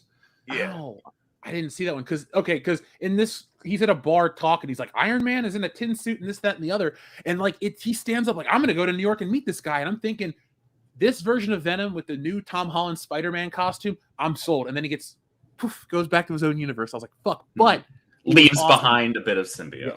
He leaves a drop of the symbiote on the bar, and it's gonna set up for the symbiote now as a part of this universe. Oh god.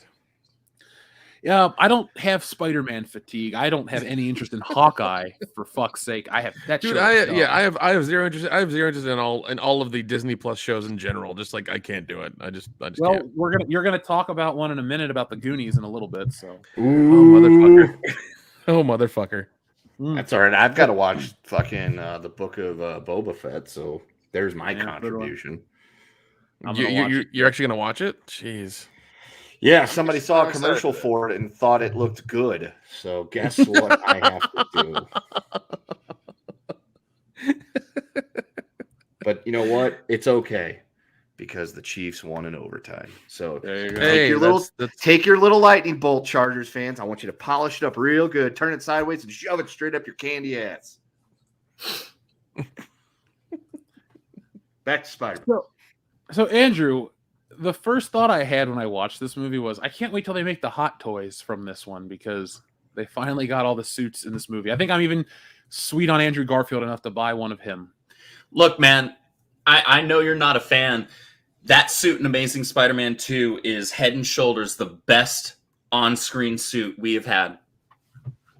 I don't care what anybody says. I kind of like the newest one. That meth, sir. We've seen it for like 5 seconds so far. So. But I'm not counting that one. But here's the thing: we've seen it from every single angle. Meaning, it's got the accurate boots, The costume goes around the back. It's actually got the bigger spider on the front. Yeah. Instead of that stupid little blocky one. Well, I think it's funny how Peter just going out and being on his own, he only makes the suit because the other guys wore it. Like, it is not addressed in the movie, folks, but like he just makes another Spider-Man suit at the very end, and it's like, oh, I'm just going to copy the guys that literally were just here. That's fine. No matter what the reason that we got the suit, I'm here. I'm on board. If you want to be a glass half full kind of guy, I guess you could say he took inspiration from them. He was inspired by them, if you want to look at it that way. Fair. I don't think they put that level of effort into it. They probably didn't think that far, but that's what I'll choose to believe. That's your story. You're sticking to it? Yeah, that's my headcanon.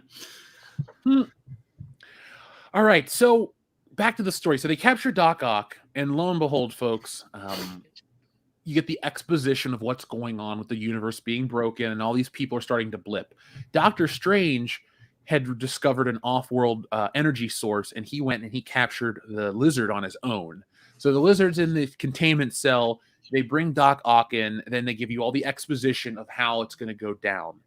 Then Spider-Man is going to go out, essentially. He's like, I need help. So he gets Ned and Zendaya, and they're all going to be this super friends team. Spider-Man is Amazing Friends, essentially. Yeah.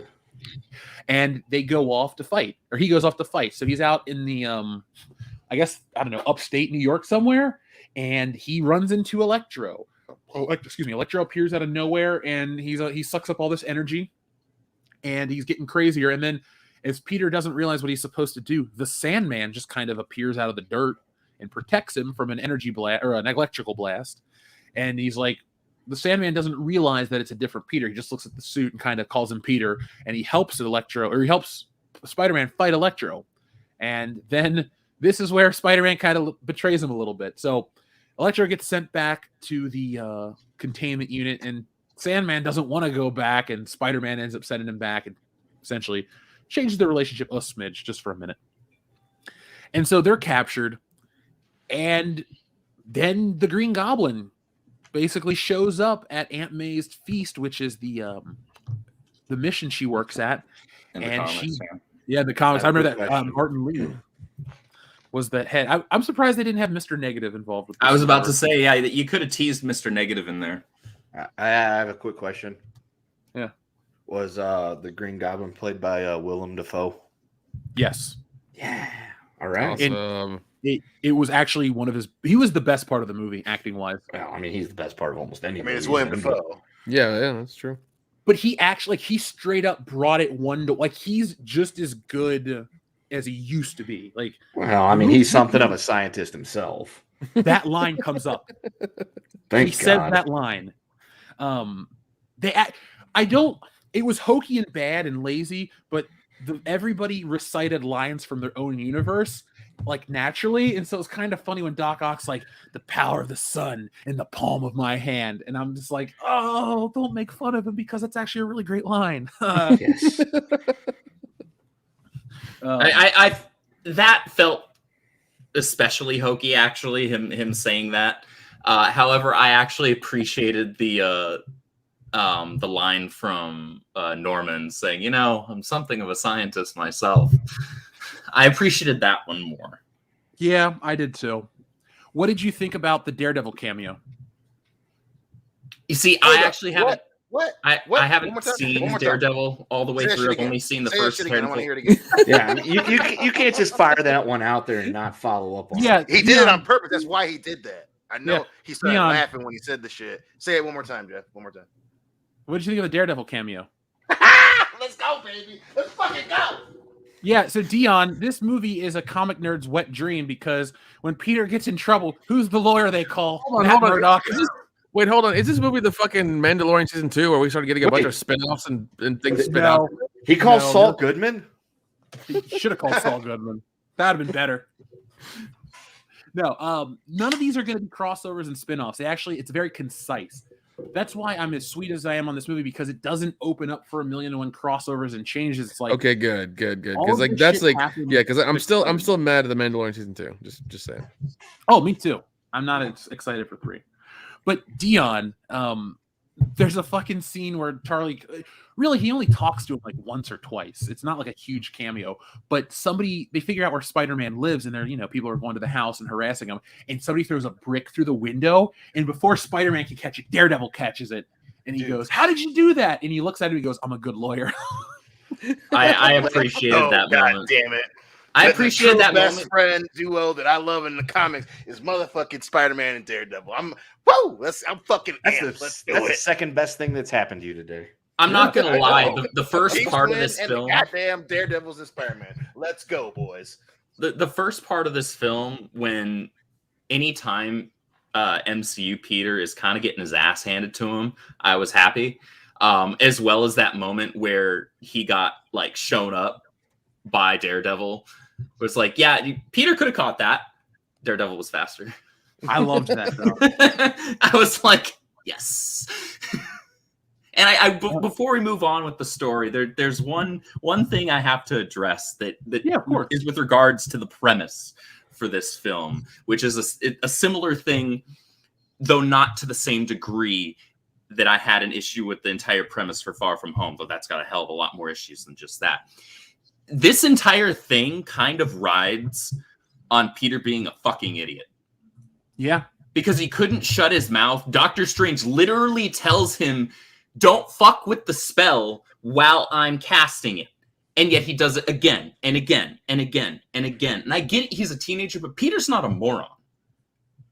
And that called back to me a similar issue that I had, again, not to the same degree, with Far From Home. Far From Home's entire premise goes out the window if Peter acts like an intelligent human being, which Peter's a genius. He should be acting like an intelligent human being, teenager or not.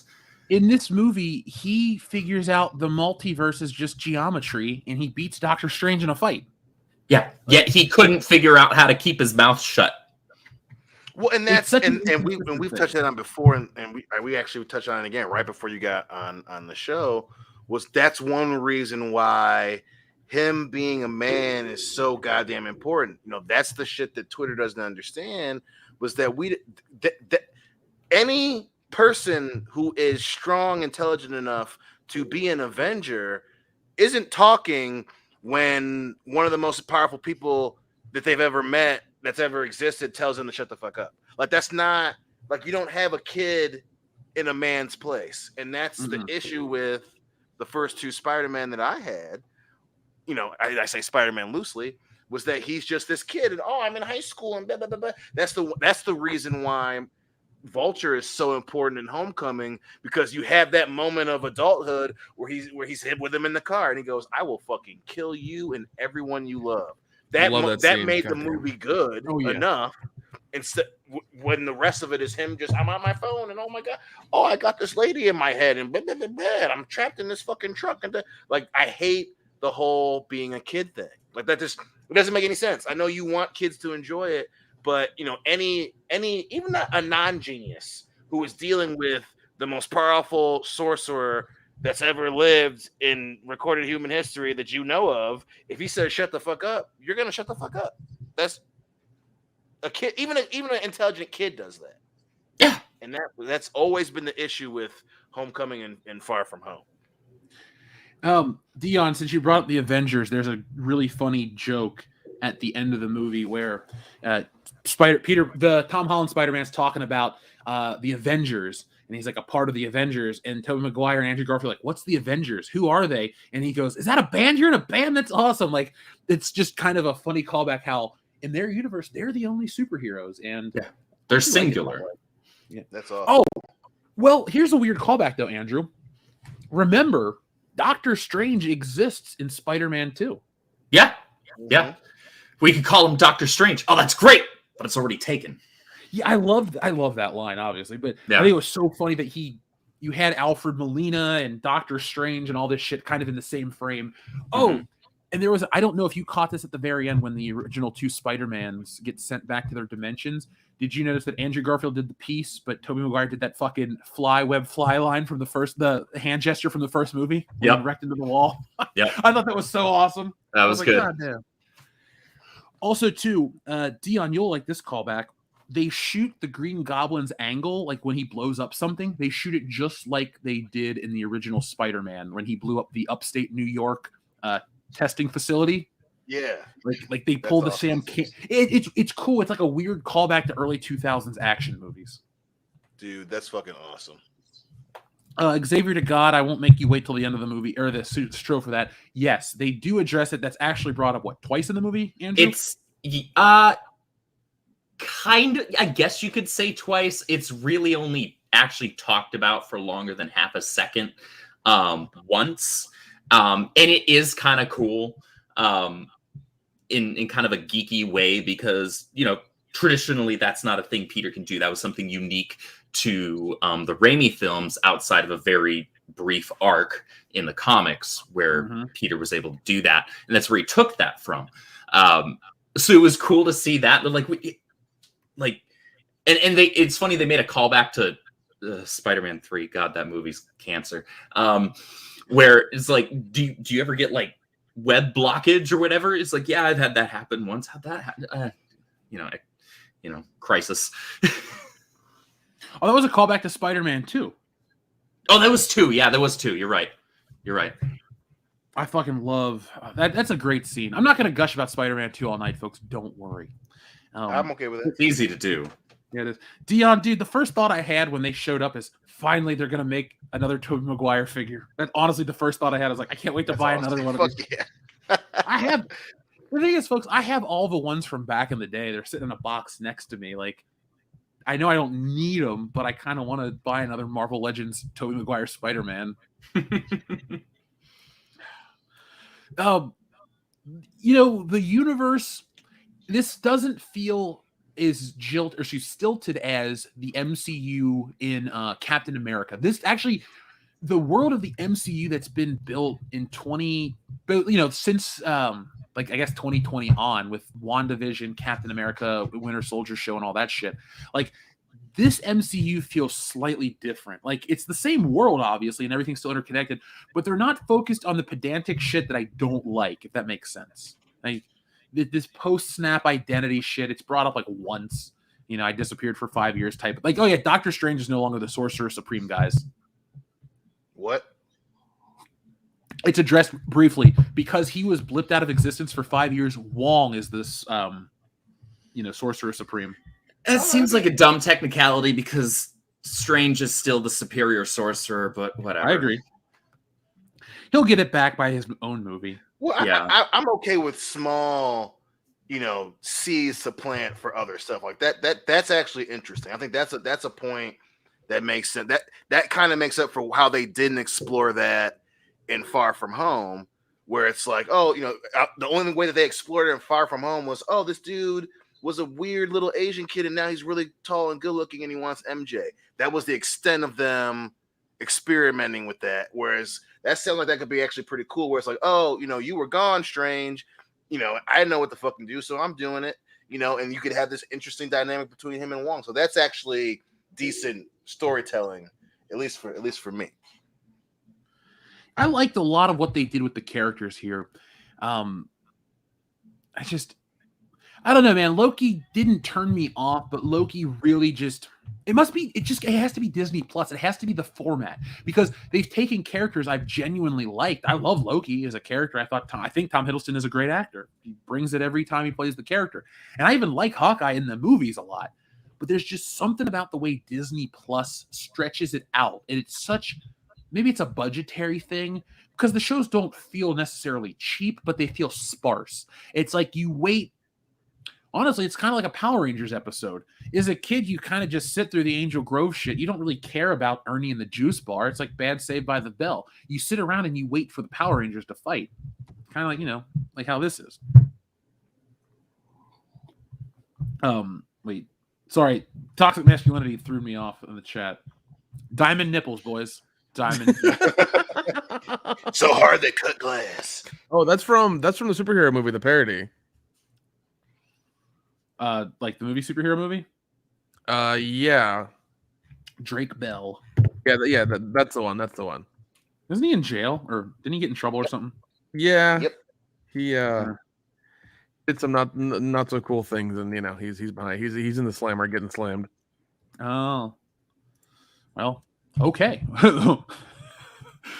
Andrew, so with this movie, let's just jump to the part where the Sinister Six is all brought to our world, the MCU world that we're watching on screen, and Spider-Man takes them to Happy Hogan's apartment, where we find that Happy Hogan has a pretty baller apartment. But you remember the robotic arm from the first Iron Man movie? Yeah, that the one that Tony was always fighting with. Yeah, that one lives in Happy Hogan's apartment. So that was a pretty fun callback. That was a nice little nod, yeah. Yeah, there's not really a lot of you're not really watching a movie in the shadow of Iron Man. Tony Stark's mentioned once or twice, but this doesn't feel like, Mr. Stark, oh God, I gotta live up to your legacy. It's like Peter made mistakes and he has to own up to them as his own man. And I was so surprised with a modern day film that actually shows you it's not always good to be to be the hero is the morally right thing to do, but you're not always going to be happy. Like when he makes the deal to get everything back to normal, that's the hardest scene to watch because you're like, just shit, everything he gave up. Jeff, you know this as well as I do because you're as big a webhead as I am. Peter is very seldom happy. Yep. Peter puts on a happy face when he's in the suit, but Peter's life is shit 9 times out of 10. And that's one of the big issues that a lot of true Spider-Man fans had with the MCU's version of Spider-Man, because he had everything handed to him on a silver platter. And he had everything go his way outside of losing Tony at the end of Endgame. Okay, whoop-de-doo. I always call back to the old Spider-Man theme song because it goes, wealth and fame he's ignored, action is his reward. It's like, that's the character. He's just going to go home and be broke and depressed. Like, I think the most true scene of any of these films still to that level, to that version of the character, that aspect of the character, is the end of Spider-Man 2. He saves the city, he saves Mary Jane, and what happens? He understands that a life with him is stupid, so he gives her up and goes off to sulk and not even go to her wedding and all this. Like, that's the most Spider-Man moment of any of that shit. Like, you saved the day and you still can't get what you want. It was... Our expectations were subverted, Ryan Johnson, when, there she is standing in the doorway. I like how they handle their relationship. You'll always be in danger. I can't put you at that risk. And then Mary Jane goes, that's something for me to worry about, not you. I liked how they handled that there better than Zendaya's MJ, where it's a fun secret for everybody until... And, honestly, the stakes aren't that high in terms of the consequence, because... After 5 minutes, they go, well, Peter, your legal troubles are solved. He doesn't even go to court in this movie. Like, he talks to Daredevil once or twice, and that's it. Yeah, Daredevil's there for a split second, which I'm sure in some part made, fans of this Netflix series really happy, but then probably was like, wait, that's it? Yeah, no costume, sadly, Dion. Listen, as long as he's in it, I'm cool with Daredevil having his own separate thing. Like, we can worry about that shit down the road. Now, we'll talk about the film. Let's speed it up in terms of the plot because there's some fun stuff to still talk about. So, long story short, the villains, they all realize that the Green Goblin's fake. Let me rephrase that. Spider-Man, his spider sense kicks in this movie, finally. So he develops spider sense, and he realizes that the Green Goblin is lying to him. It's all an act, that he's not even, in control. So the Green Goblin breaks out. He frees Electro and Sandman, and then Doc Ock gets his inhibitor chip fried. So basically, and then the Lizard breaks out of the truck because he's been downstairs waiting the whole time. Basically, the Sinister Six go to fight. Some of them run out, and the Green Goblin and Spider-Man fight in the apartment building, and Aunt May dies in the fight. And there is zero emotion because when Aunt May died, I didn't care. I was just okay.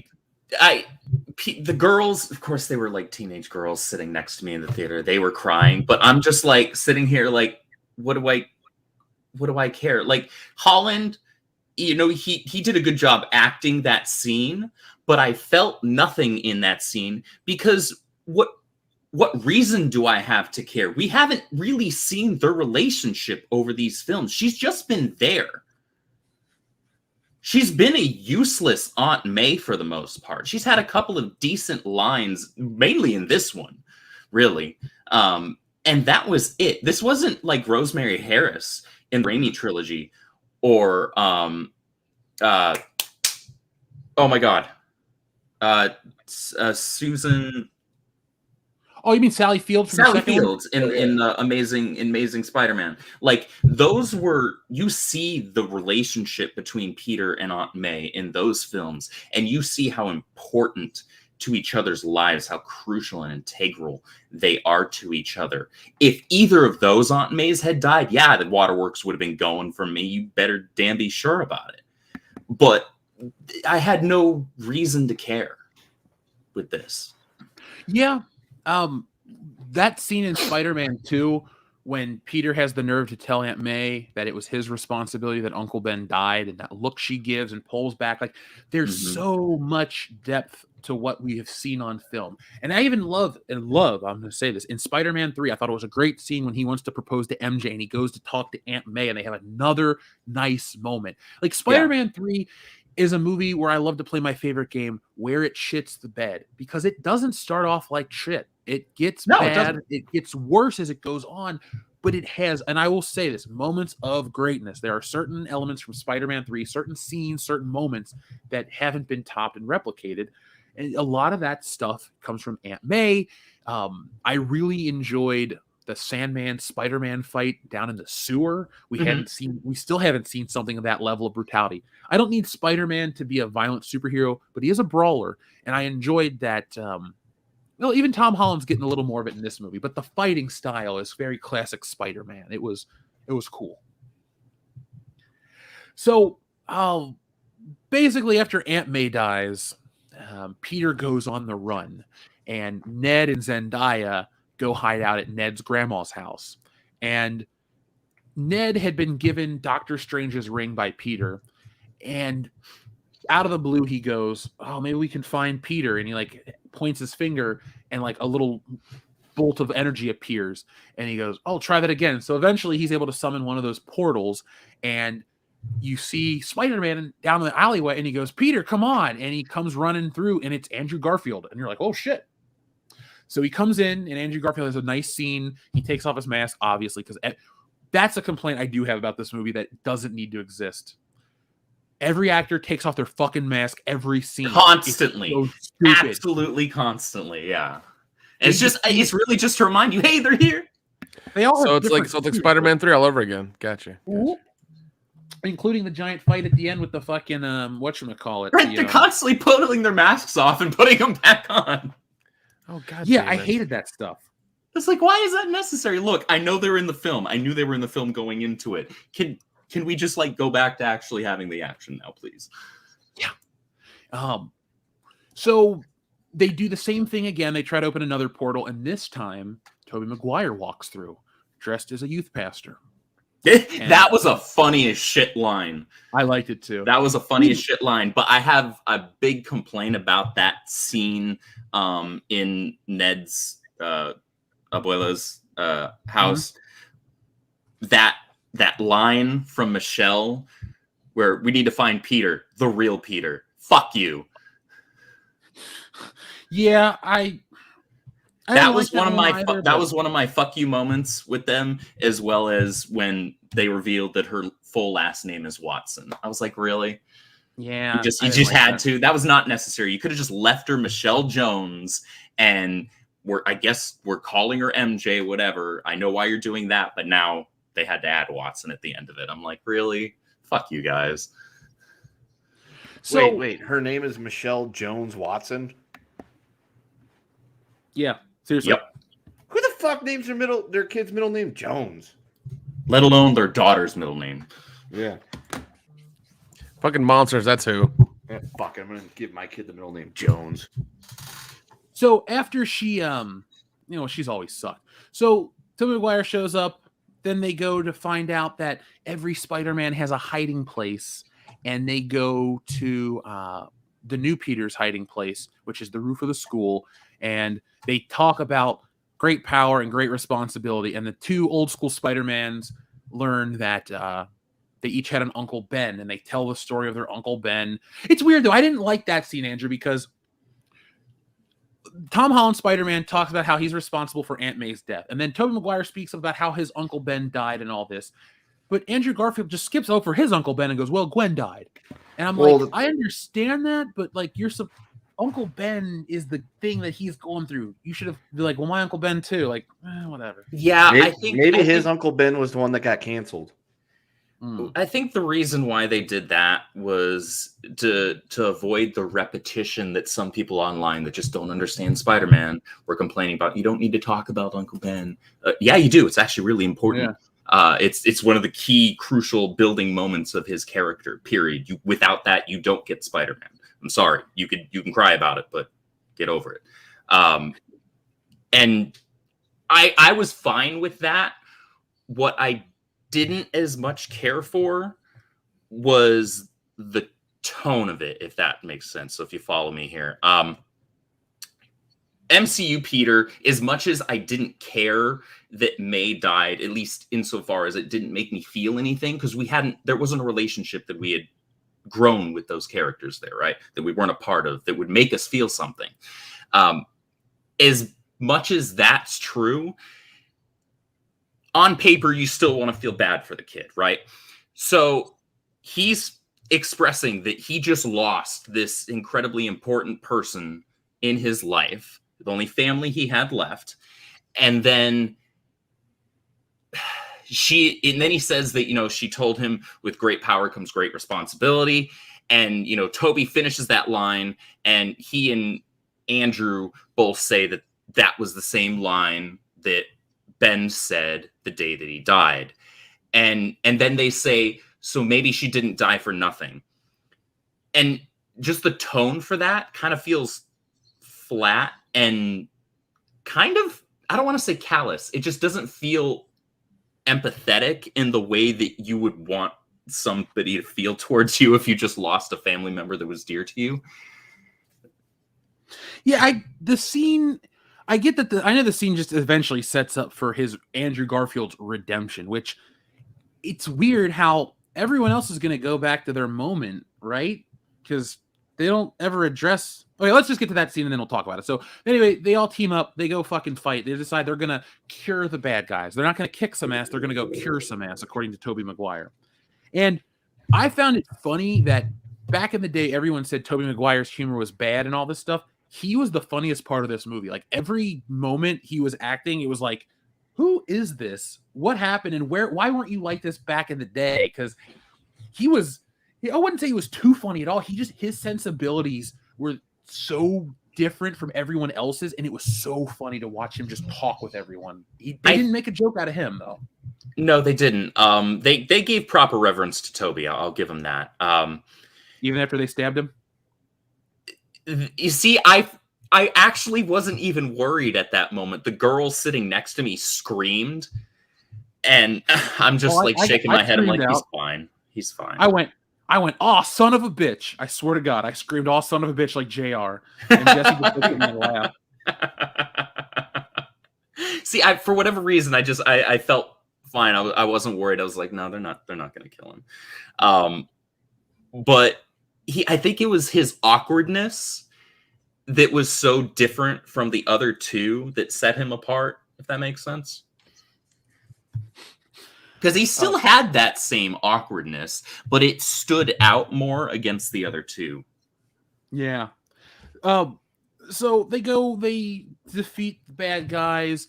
The universe breaks, and Spider-Man, Tom Holland Spider-Man, learns that if he can make the ultimate, basically he's wants everyone to forget who Peter Parker is. That's the only way he can get everything to go back. And I thought Doctor Strange had a really nice moment here where he himself was like, I'm going to forget about you. And he just kind of had that moment of hesitation and regret and sadness, even though he understood it was the only thing to do to save reality. So It was neat that Spider-Man finally got to have the most selfless act of Tom Holland's film career. He gave everything up to save everyone else. And then, this is my favorite part of the movie, we got to watch him live in it. we got to see Spider-Man. We got to see the flip side of Spider-Man. The high action, the fun, rewarding the superheroing, ne'er-do-well and all that shit. Awesome. Then you get to the sobering reality of he lives in a shithole apartment with no friends, and then the stinger, man. He goes into the coffee shop where Zendaya works, and he sees her and he sees Ned, and they don't recognize him, and they're going to MIT, and he's going home by himself to live in a box.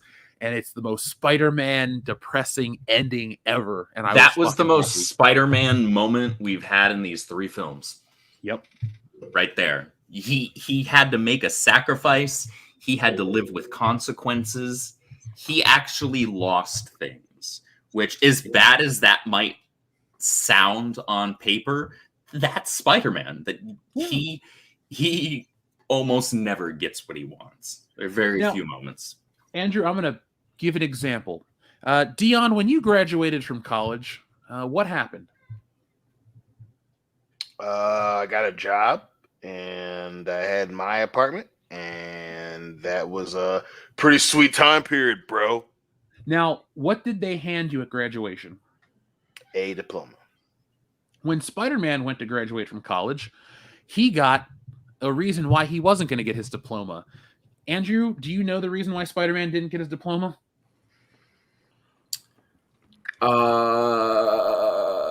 If we're talking recent, I know he had his diploma pulled. The 1970s original reason why he did that one. I don't remember. So, folks, I can tell you the more recent one. I'm going to tell you this one, then you tell me the more recent one, because I don't know how recent, if I was still reading it or not. It'd just be a few years ago. Spider-Man goes up on stage. Aunt May's there, all proud of him. He goes up. The dean of the college goes, "Hey, Peter, you don't actually graduate. You're short some gym credits." So Spider-Man on his graduation day finds out he's not going to graduate. Because of gym credits? Oh, my God. At least it wasn't for like plagiarism or anything. That's true. That's true. School. Yes, Medicare, the Sinister Six were in this film. Spider-Man fought Doc Ock, Sandman, Green Goblin, Electro, and Sandman and Lizard. and Lizard. There you go. They were the 6. And now they weren't the original Sinister Six because Kraven the Hunter's not on the team. That's fine with me, actually. I like Kraven as a solo villain more. I think he needs to be. It kind of happened because those were the only villains that existed. Remember, the Spider-Man Annual #1 is where the Sinister Six first appeared. Mm-hmm. And the first 12 issues of Spider-Man, you have a couple repeats. The Vulture comes back, and I think Doc Ock is a repeat villain in that window. So, and then the Green Goblin would be introduced like the next issue. I think 13 is the Green Goblin's first appearance. And that's the interesting thing about Spider-Man, folks. When you read the comics, people say, "Hey, Jeff, where should I start reading?" And I always say start at the beginning because it goes like first issue Chameleon. Okay, he's a somebody character. Next issue Vulture. Then he fights Dr. Octopus. Then then Sandman. And then that's number 4. What's 5? Maybe let's say like and then Lizard comes out, and then this character and that character, Mysterio. They're like all in a row. You get introduced to his classic rogues pretty quickly. Okay, so it's 5 villains, not 6. If you want to count Venom, Venom's in the movie. And he was actually, folks, going to fight Spider-Man, but then got poofed out of existence. So there's your 6th villain. So where are we at next? Oh, yeah, so that's kind of how the movie ends. He gets his new suit, which looks awesome. He swings through New York City at Christmas time, which was a really cool scene for this time of year. And that's it. That was Spider-Man. The post-credit sequence was... What was it, Andrew? I forgot. The post-credit... The first one was we see Eddie in Mexico. Oh, that one. I keep talking about it. Yeah. And then the other one isn't so much a post-credit scene as it's an extended teaser for Doctor Strange and the Multiverse of Madness. Did that make you want to see the film more or less? I don't know if it really altered my feelings on that, because if I'm being honest, that was a film I was already interested in because Raimi was attached to it, and I truly enjoy the first Doctor Strange film, even though it's essentially Iron Man 1 with magic. I still love it. God, I haven't seen that one in a while. The soundtrack's great, though. Michael Giacchino is a great composer. Mm-hmm. Dion, you've been singing his praises for years, dude. Like even before I knew the name regularly, you're like Michael Giacchino, Michael Giacchino. I'm like, who is that? Yep. So Since the 09 Star Trek. yeah, that's got a good score. I like the Great. stuff they do with the theme. That new one they created. Mm-hmm. Can I address this highlighted message? Sure.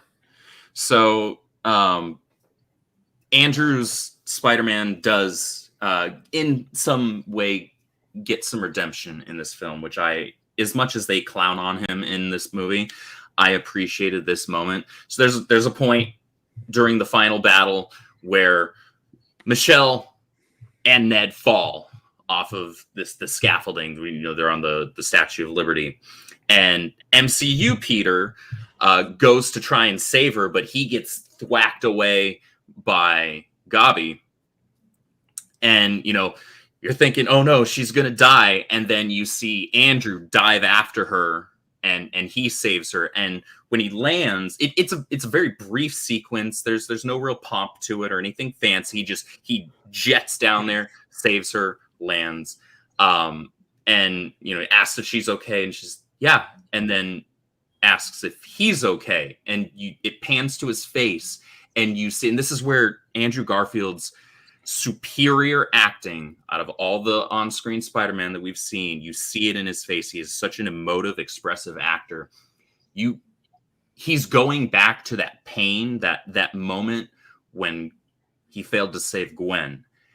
And that was one of the few things that I actually felt on an emotional level in this movie, because I'll tell you what, Amazing Spider-Man 2 has a lot of problems, but I cry like a baby every fucking time at the last scene when Gwen dies, because I it's laugh such at a that powerful scene. moment. Well, you only also laugh- hate those movies, and you hate Andrew Garfield Spider-Man, so it doesn't really surprise me. You know why I laugh though? It's not even the emotion; it's the little web hand. That part, if that wasn't in the scene, I would be on board. But that tiny little hand that's formed out of the web is just too much for me. And I roll my eyes and I go, "This is a movie directed by a guy named Mark Webb, and the web has a hand." And this is why this era of Spider-Man was so easy for me to pass over, because it was like he's that very on the nose thing. But with that being said, I'm telling you this for a reason. I too really enjoyed that scene. I'm there on board to make fun of Andrew Garfield and all that shit. But you are 100% right, Andrew. He is a good actor. He brought it for that scene. It was a nice callback. I thought to myself, I'm like, that's the only reason he needs to be in this movie. It's just for that one scene. It's like everybody gets their moment. Now, and I liked it. I don't ever want to see him back. I don't ever want to see Tobey Maguire back, surprisingly. It was nice enough to see what he got, So, on a scale of 1 to 10, Andrew, what are you going to give this film? I usually don't like rating films until after I've seen them twice. And here's why, especially on an opening release, there's a lot of hype around it. You don't notice a lot of things the first time. That being said, I would probably give this 7.5, maybe an 8, maybe. But that's a hard maybe, because some of the things that I was actually having high expectations of, things like the action, I was actually very underwhelmed with. However, that's kind of saved, at least in some part, by what they do to set up Holland's Spider-Man as actually being Spider-Man moving forward. That still doesn't erase the absolute dog shit starting point that we had with him. However, I'm willing to give him the blank slate now, and for him to show me Spider-Man and show me Peter Parker, those actual characters on screen. So I think I'm at least willing to give it to 7.5. Yeah, I was going to go with just a 7, because I understand, rating something right after you've seen it is, crazy. But I don't talk about a movie. I can talk about a movie I dislike with the same amount of exuberance that I do a movie that I love. It's really boring to go, and then this happened, and then Princess Leia's spaceship exploded and she flew like Mary Poppins. Nobody wants that shit. I don't want to fucking talk about a film like that. It's an emotional experience, and life's too short to be fucking bored. This movie's not full of wokeness and all this other bullshit. There's really nothing to be outraged about with this movie. Right. It's But that should fine already movie. be the standard. Yeah, it should be. But I'm trying to tell you, a lot of people want to look to this movie looking for whatever. Look, the Eternals had that bullshit. Shang-Chi was an okay movie that had that shit. Sort of. I don't really remember it being as heavy-handed as some people on the internet like to make it out to be. But this movie wasn't, but it was just a forgettable movie. Oh, it was definitely forgettable. I have no interest in going back and like really digging deep into the character. Maybe I'd watch it again when I'm fucked up because I remember not hating it. But this is just one of those films where it's like, if you like Spider-Man, you're going to like this movie. If you want to go and hate in this movie, you probably will. If you want to go and love in this movie, you'll probably overlook a lot of its shortcomings because you're excited. Mm-hmm. I think the emotional ride is there for some people. If you tend to be emotionally moved in a lot of movies that are genre pictures, you probably will tear up. I don't think genre picture emotions are real, and I don't think a lot of the emotions in these Spider-Man movies are warranted because the problem I have is you're no longer on the ride with these characters. This movie is too meta to actually work as a full narrative. You have to be aware that this movie brings in old actors and does this and does that. It's a lot of nostalgia bait. Yeah.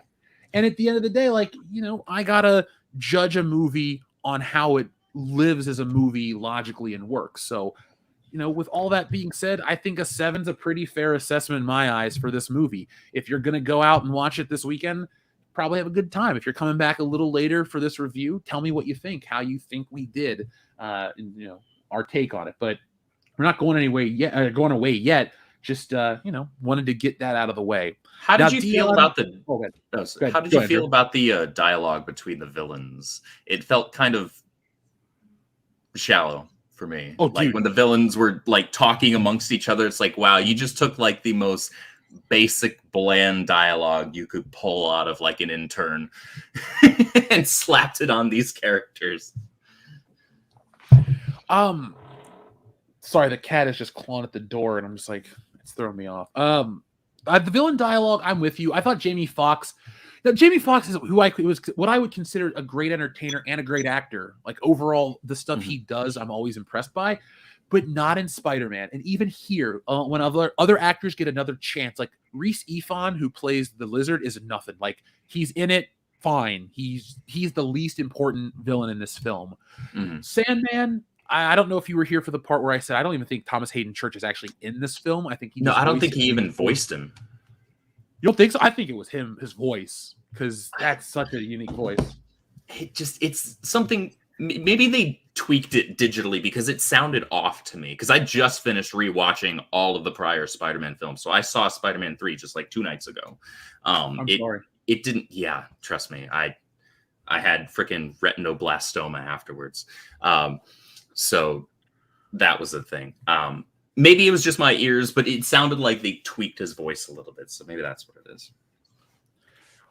I think, like I said earlier, the real breakout star is Willem Dafoe. Oh, 100%. He's awesome.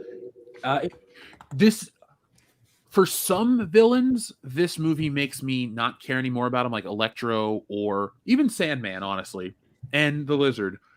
But I was more invested in Doc Ock and Green Goblin. Maybe it's a nostalgia thing, but those characters had way more to do. Doc Ock, I actually really enjoyed how Doc Ock would not be subservient to the other villains because they really worked on his ego. That was present. Not since the 94 cartoon have we seen Doc Ock with that level of ego, which was refreshing. And I thought the Green Goblin was so brilliant because he is a genius and he tricked everybody. He tricked Aunt May, he tricked Peter until the spider sense became a thing. But Willem Dafoe, I guess, got to give it to him, man. He led this movie in my eyes. And I know this sounds weird. He doesn't look like he's aged that much since the first Spider-Man movie. He looks very good. Like, it's weird how, Well, I mean, it's very clear, Jeff. They probably euthanized him. It's fine. Yeah, because they did pull these characters straight from when we more or less had last seen them. So it would be strange if they looked significantly older. Because I feel like Willem Dafoe, even just a handful of years ago in the first John Wick, looked older than he did in Spider-Man 1, albeit not by that much. Jeff, according to IMDb, Thomas Hayden Church is credited as Flint Marko / Sandman in this movie. Okay.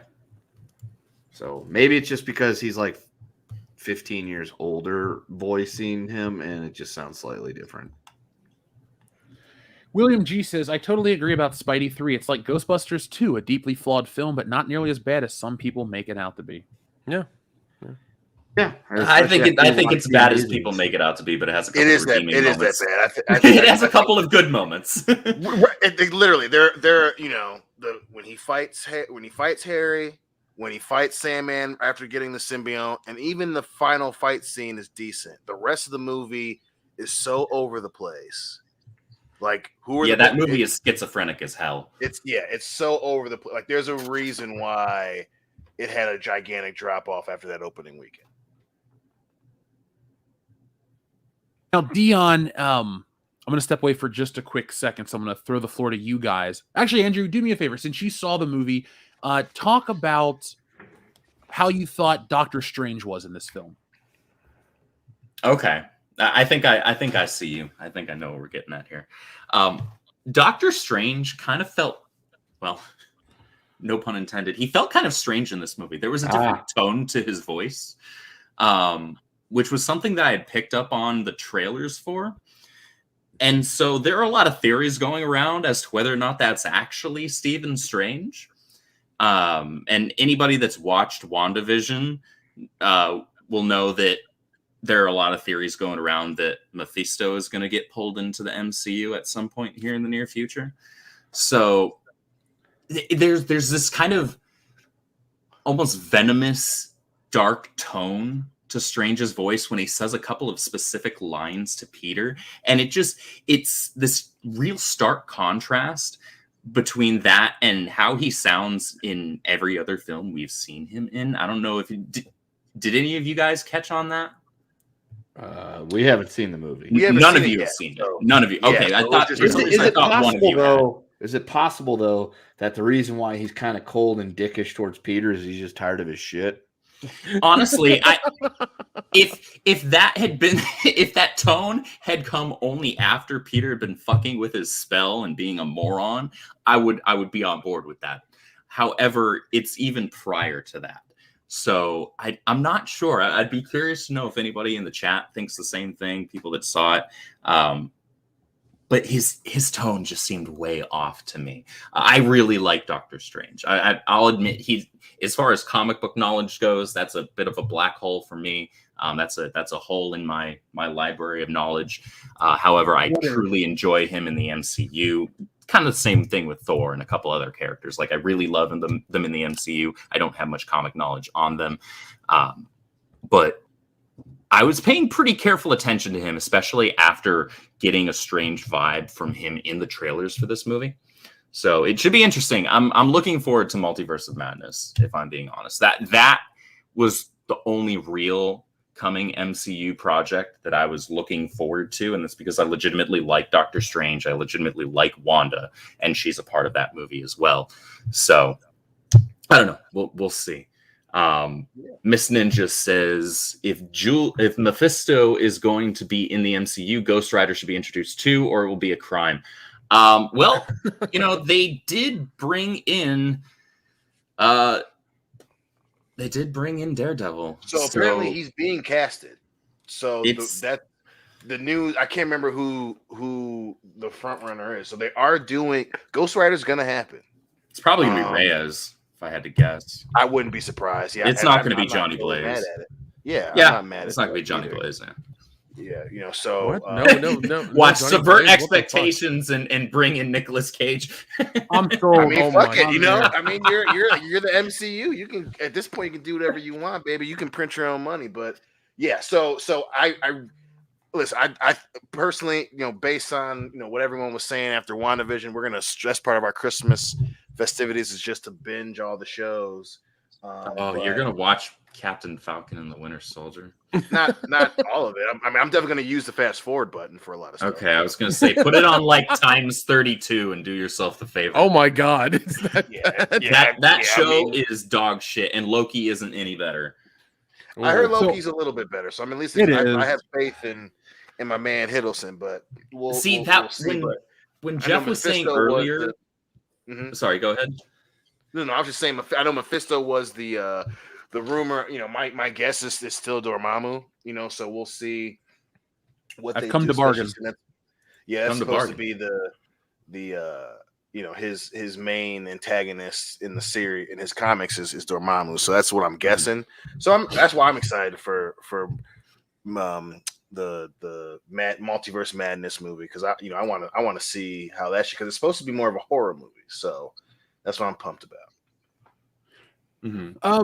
Miss Wordek, why Strange's spell didn't bring Venom from Spider-Man 3? He literally died fighting Peter. Well, that's actually, I'd only just now thought of this. I think that's the entire reason why he showed up in the MCU to begin with at the end of Let There Be Carnage, because he was pulled in. I think those two events happened at the same time. I think he was pulled in from his world while Strange was doing the spell initially, and then he just didn't do anything other than sit and sip on tequila in Mexico while all this shit was going on, and then he got sent back.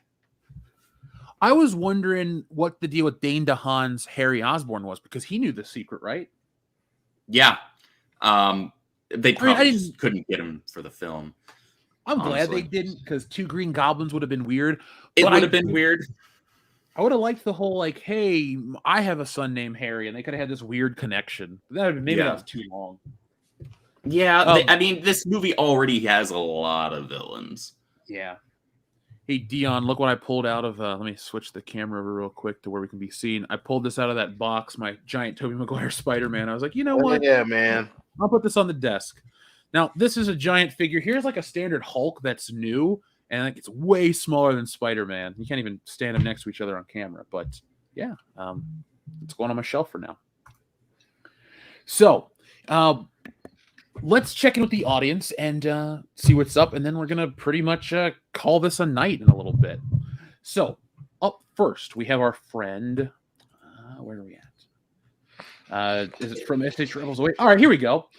From Jeff Hicks's Disembodied Charred Phallus. Dion, I got a gift for you. It's surprise butt sex. Oh.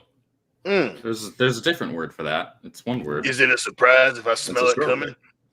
Whoa, it's no okay. Is it a surprise if he welcomes it?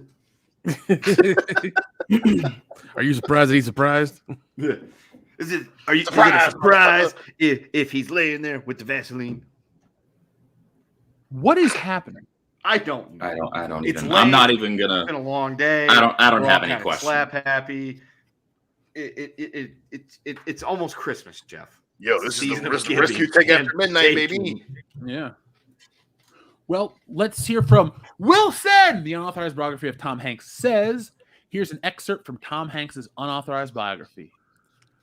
Did you know there were horses on the island? Tom Hanks did. He loved his horses almost as much as ball jobs. Nice. That's disturbing. I do not remember seeing horses in that movie. It was the director's cut. Ah, that's why. Yeah. I was playing Triangle. I got lost in the mix. Anyway, Joseph Bianowicz says, you can try Cunt Slinger, the Cunt Slinger time machine. Cunt Slinger Busters. Shit. Wow. Susan is not happy with us. Okay. Well, there it is. Adam Walford, thank you very much for your generous super chat. The Avengers are the Legion of Doom, but then Adeptus Custodes break through the heavy stone wall. He's just standing there with the golden shield and burned blue power sword and said, it's pizza time. How is Legion of Doom? I was thinking like the tag team Legion of Doom. What a rush. Yeah. Well, we heard Joe Rogan earlier. But Dion, have you? Well, you don't have the Xbox yet, but they have a bunch of these Warhammer games on Game Pass, and I was like, nice. Ooh. I was tempted this morning to turn on the PlayStation and stream to Twitch some Spider-Man PS4, just for the hell of it. That game is near perfect. I love it. Actually, I didn't realize I was still needing to upgrade my character. I upped to level 50 today, so nice. Yay. But thank you very much, Adam Walford, for your generous super chat. Xavier to God says, I've heard from a certain YouTuber that Toby Spidey has a toxic relationship with MJ and that Andrew Spidey had a better relationship with Gwen. there's no toxic relationship with Tobey Maguire. He says, Andrew Garfield makes a comment about his girlfriend, and Tobey Maguire says, I have an MJ. It's complicated. That's it. That's it. They don't talk about a toxic relationship. They don't say anything. It's the line. It's complicated. So if people are telling you there's way more to it, that's not correct. Where the hell are they pulling that out of their ass?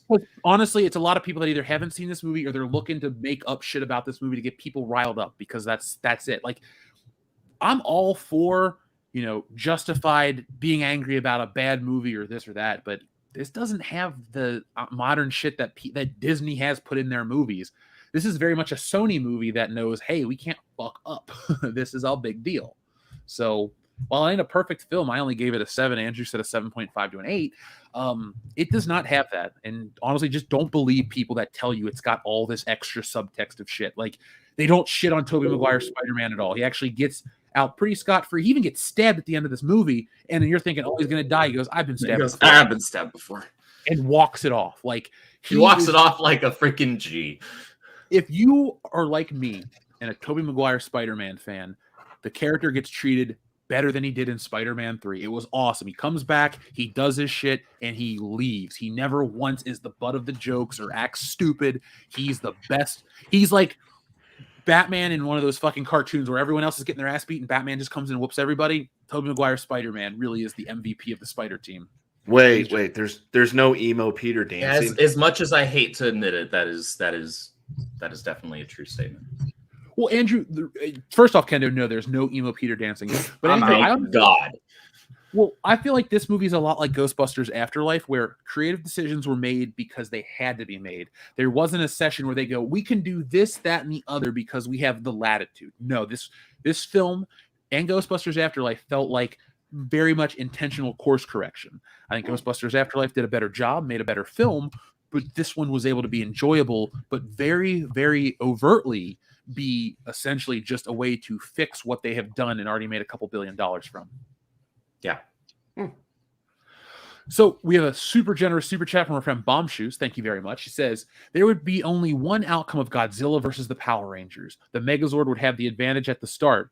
When then Godzilla gets the upper hand, Tommy shows up and does the dragon shit to save the day. My man. But, well, what if it's like the White Ranger version of him? Then he doesn't have fuck the dragon that shit. All right, here's an interesting plot hole from Gino Aprile. Happy Hogan's security post condo, and he doesn't see Holland at the grave and say, okay. So what he's trying to get at is there's a scene where Peter goes to visit Aunt May's grave, and Happy appears and says, how did you know her? And Peter looks over and goes, through Spider-Man. He goes, me too. But yeah, I guess maybe down the road, Happy's going to look at the security footage and be like, hey, there's that guy I met. Or maybe not. Yeah, he's going to know. We'll have to address it later. No, he does. He does see it, and he even calls Peter. No, what he means is after the Doctor Strange people forgetting, there's still vision. There's still I see. Coming into the house because everything's recorded.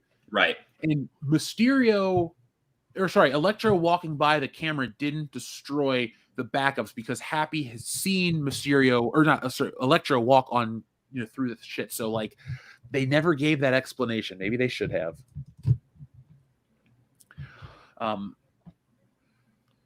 So let's see where are we at. Thank you, though, Bomb Shoes. I do want to read Power Rangers versus Godzilla. It's something I'm going to read, and we'll talk about on Patreon next year for sure.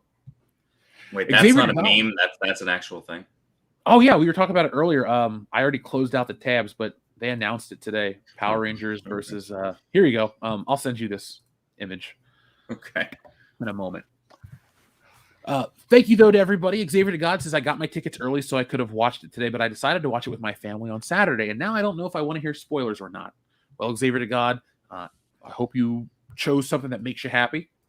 Drew with Comics Elite, everybody check out Born of Blood.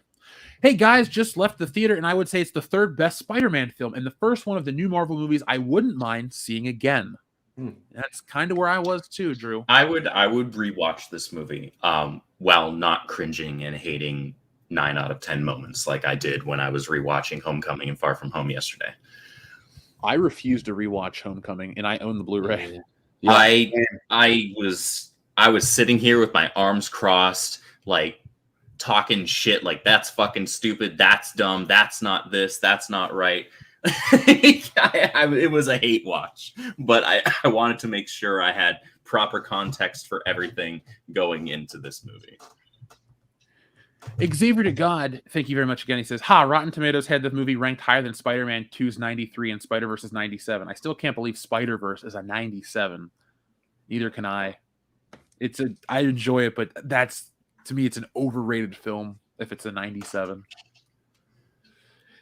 Drew with Comics Elite says, I want a Green Goblin statue from this movie. You know what I thought of, Dion, since you're my collector buddy? Mm-hmm. How much this movie is going to hurt my wallet, because I sat there and I went, this is honest to God. I want every one of the bad guys. I want all the Spider-Men, but I don't want every suit. I just want the last Tom Holland suit and the Tobey and Andrew shit. Okay, so I want to buy all these figures. And then I'm like, well, if they do a Tobey Maguire statue, I don't collect statues, but I definitely will buy one. Oh, there's another Hot Toys. Well, I'm going to get, like, I know that this movie is going to cost me so much money. Like, I've never, as much as we talk about these movies, folks, I have never really spent a lot on MCU stuff. I don't own a lot of the merchandise. Like, the box of figures that's behind the desk is mostly comic book related stuff. But I get this movie, man, like the designs that came back from the past and the newer stuff, I want to own it. I thought it looks cool. Claustoric, what is up? We haven't heard from Claustoric, who is a super long time listener. What's up? He says, hey, WCBS crew, here's a scenario. Y'all are little people and want to act. Which roles are you choosing? Ewoks, Oompa Loompas, or elves, or any other little person role? Well, are we talking like elves or like Santa's elves? Well, see, I'm thinking he means Santa's elves if he's starting with the little people thing. Yeah, the problem with this is that even though we'd be small versions of ourselves, Jeff would still be normal sized. I'm just saying. Yeah. Absolutely.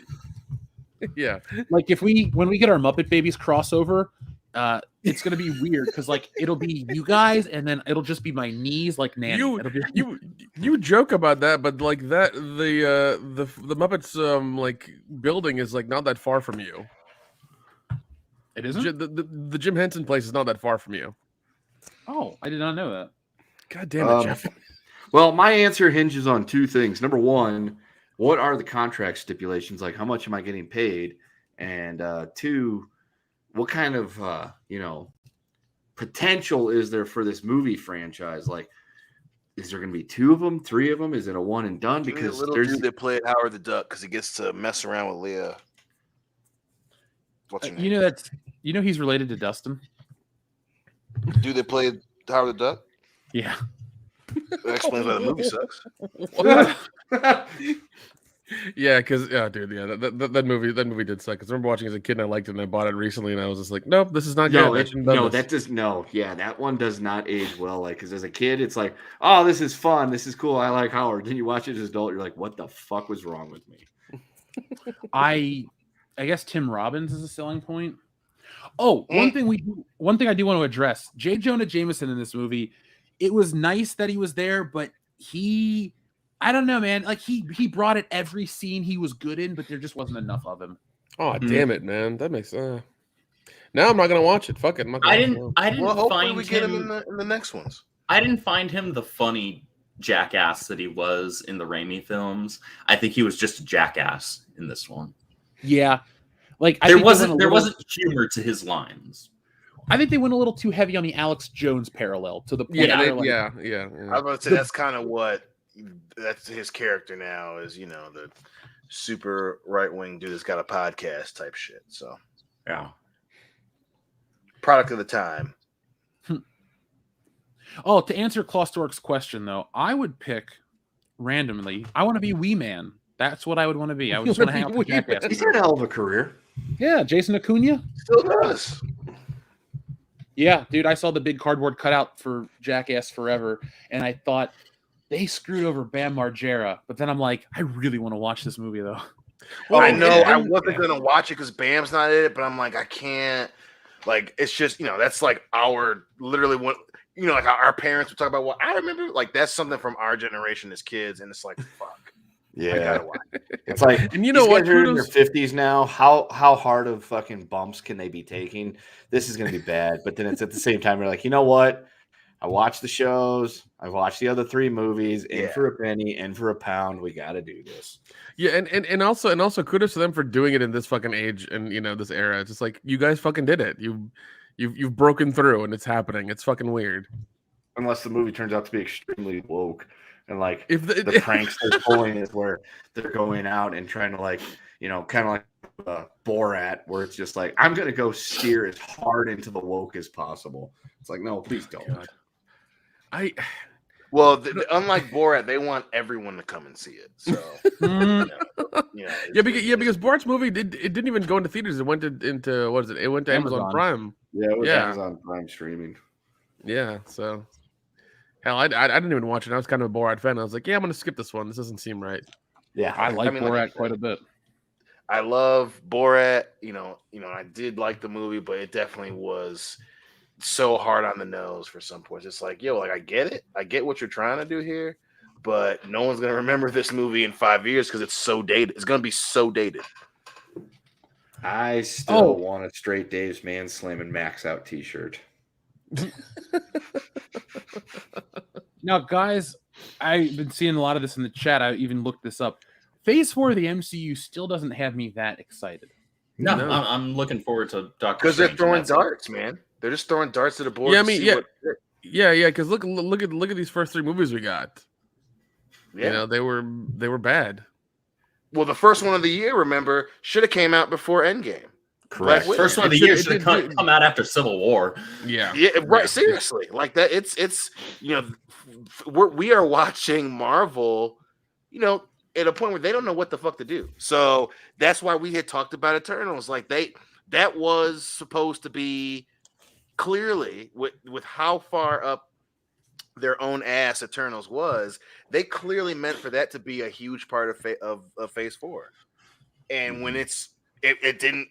Like, that's going for a big time play on the touchdown and dropping the pass. Like Eternals was a fuck up. So, and you got, and even though Shang-Chi, I guess, was okay, they don't have their biggest win is coming right before the year ends. Yeah. So I don't know, man. It's going to be interesting to see what they do with the rest of Phase 4. Yeah, man. their biggest thing is something they share with Sony, so that's going to be interesting. Right. Exactly. Well, I'm looking at everything here on screen, and this is the first phase where I go, I don't really like a lot of this shit because Black Widow sucked. Eternals. By the way, Agent, what is it? Agent Carter or like Captain Carter? That's getting a comic book. That's fine. That's organically popular. That's not one of those that's a what if too. So that's a separate people. Thing. Yeah, but that's one of those weird, like, it came out as what if a couple months ago. The toy was going nuts. People really liked it. I thought that episode was dumb. Like, it just kind of was horrible. Yeah, she just runs off to the thing. It's like, okay, whatever. Mm-hmm. But I'm looking at this though. This is the first phase where most of this I would go, it's if it's just hit or miss, I got way more misses than hits. Like Black Widow, miss. Eternals, miss. WandaVision, miss. Loki, I'll give a hit because I'm interested. Hawkeye, it's a miss because I ain't watching it. What If, didn't go back to it. So I guess I got to call that a miss. Shang-Chi, couldn't really stay awake through all of it. Going to call that a miss. Falcon and the Winter Soldier, the antithesis of what Captain America stood for. Big fucking miss. That show was an insult. Honestly, it's like an insult to being an American. And I'm not trying to be like overly patriotic and shit. The fucking message, Dion, I can't wait till you watch this show. But please watch it before I get there because I don't You're definitely going to be on speed dial. You're going to be on speed dial, dude. But the fucking speech that Anthony Mackie's Captain America gives is the most sanctimonious piece of shit.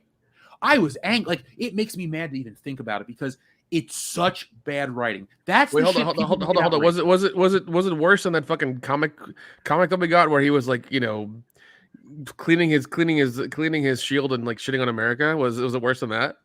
Yeah, because he goes, he basically sympathizes with the bad guy and says, well, you're displaced. It's a bunch of fucking modern day politics written into this Captain America. But all these people, these super soldiers that have killed people and murdered and all this shit. He wants them to be forgiven because they were lied to. The fucking villains, dude. The whole premise of the show is the people that got snapped out of existence want to come back, but these new squatters that felt entitled to take over their houses and shit for the 5 years they were gone want to become these radicals and say, we're the revolution. It's like, they don't understand that they just got lazy and stole shit that wasn't theirs, and now they're entitled. And Captain America stands with those dumb people. Fuck that show.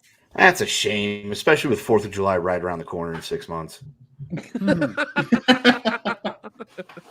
Damn, it does come up fast, doesn't it? Yeah, it's like you blink and you miss it, and then before you know it, it's here again. That's weird, man. It's weird. Yeah, it's the highlight of my year personally. But let's get caught up with the audience. So, first off, we have there we go.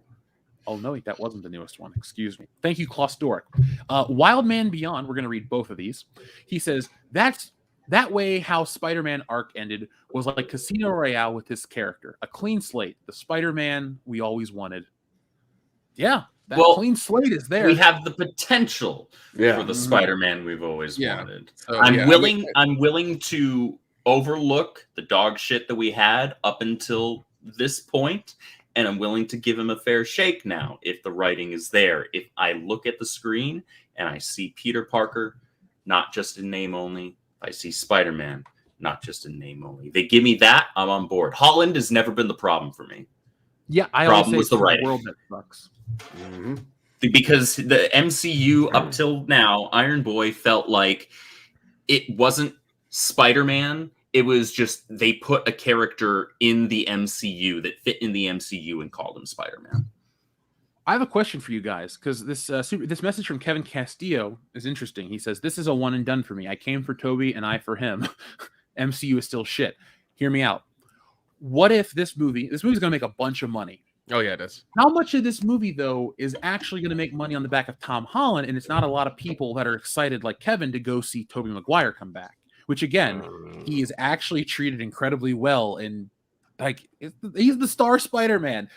They knew, it's very self-aware of how the audience sees these movies, and this movie, instead of trying to subvert our expectations or treat the characters like they did in Star Wars, they just said, fuck it, these ones are more popular, and we'll just treat them nice. And then when they go, and that's it. But I guess we'll find that out whenever the next movie comes out. If it's not as financially viable, then you'll be like, well, I guess maybe more people did show up just because of Tobey Maguire. But what do you think the studio's going to do? Are they going to then start to go to other multiverse movies, and that's all we're going to get now? I think that's where they're trying to go already anyway. Because they've already opened. I mean, they opened the multiverse thing with the Loki show, and that whole stuff. They kind of did that thing, and now they're really pushing it more and more because we have Spider-Man. We're gonna get the multiverse of madness, and for all we know, the multiverse might be a constant part in every show and movie that happens from here on out, just so they can kind of subvert I think it's expectations. going to be.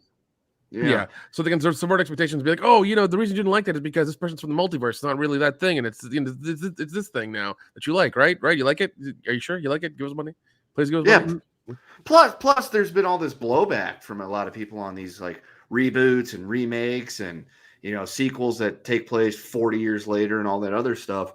To where now they can just throw out the multiverse shit and they can incorporate all that stuff and just be like, look, it's not a reboot. It's the multiverse. Look at it. I mean, we're probably going to get a little touch of that with everything that we see from now on. Yeah, because it's a way to insulate themselves from heavy criticism from from people like us. That's what it is. Yeah, I mean, DC's doing it because with their Batman thing. Oh, that trailer. I mean, they are, but they need a fucking reset real bad. Oh, dude, they need a fucking W in the worst possible way. But and the reason, and I wish DC would lean into the R-rated stuff. I really do wish they would, because that would make the money, but they're not going to. I mean, the last one made them a lot of money. So that's true. You would think that they'd be like, this Joker thing was really successful and popular. Why don't we have Batman curse and just beat somebody to a pulp? Yeah, he's got to say, I'm the goddamn Batman. That's right. Which is great, because they keep missing the point. It's like studios, the reason Joker made so much money is because it was pretty solid and had an interesting story to tell. This movie will make money because people want to go see Tobey Maguire, and some people want to see Andrew Garfield because they come want to back. see something fucking good. That's why, and they're getting a lot of positive feedback from us and people in general saying like, yeah, this is good, go watch it. Same thing with Ghostbusters Afterlife. Like, people were really hesitant to go watch it, and then they're like, yeah, it was good, go watch it. Like, give it your money, it's worth it. Mm-hmm. So up next, we have our friend Overkill 61. Oh, sorry. Wildman again says, just like Cobra Kai and Ghostbusters Afterlife, they get Spider-Man right this time, especially at the end shot of the film. Yeah. Dude, it's... Dion, I want you to text me after you see this movie and tell me how you feel about the last 3 minutes of the movie. Yeah, we're probably going Saturday. So yeah, I'm definitely going to go see it Sunday for sure. Show. Xavier to God, thank you for both of these. He says, who's more popular in the world, Spider-Man or Batman? And is Spider-Man more popular to kids or adults? What say you guys? I mean, that's just so hard. I'm going to say right now, fucking worldwide. I'm saying Batman. Mainly because if the one thing that DC got really well is incorporating all of the logo. So there's a shit ton of Batman T-shirts and mugs and all that stuff. Where while Spider-Man is super popular, and you see more of that now. Back when we were kids, we didn't get a lot of Spider-Man mugs. We didn't get a whole lot of Spider-Man T-shirts. There were some, but Superman and Batman. You've got athletes getting Batman and Superman tattoos. Shaquille O'Neal calling himself Superman and getting the emblem on his arm was huge. So shit like that, I think is why it's more popular. No, that's actually that's a really interesting point to look at, the logo. Yeah, because that's how you recognize things very quickly. It's just like the logo, and I think the Batman logo, especially from the '89 movie, is extremely recognizable. You know what that is immediately. Yeah, So. Yeah, overall worldwide, it's got to be Batman over Spider-Man. As for if he's popular with the adults or just the kids, I'd say right now Spider-Man is popular with the kids. Yeah, because you had Into the Spider-Verse, which kind of like got them into it, and then you're having the MCU the and last something few that can go movies as well too. Yeah. I think Spider-Man is still more popular worldwide.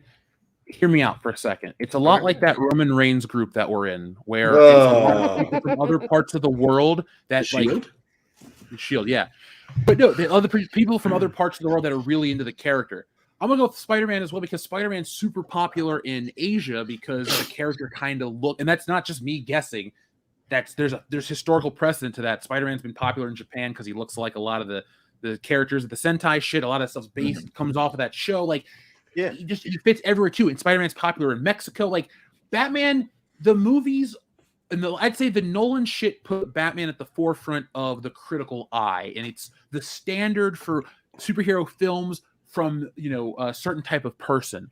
But I'd still say Spider-Man just for the saturation of the character. Like, there's so much Spider-Man shit they make for kids that I've never even watched or seen. But there's way more Spider-Man shows. There's more Spider-Man everything, and it's all successful. So I think just the demand alone and the fact that the audience is so voracious for the character nonstop, more so than Batman. Batman has gaps here and there.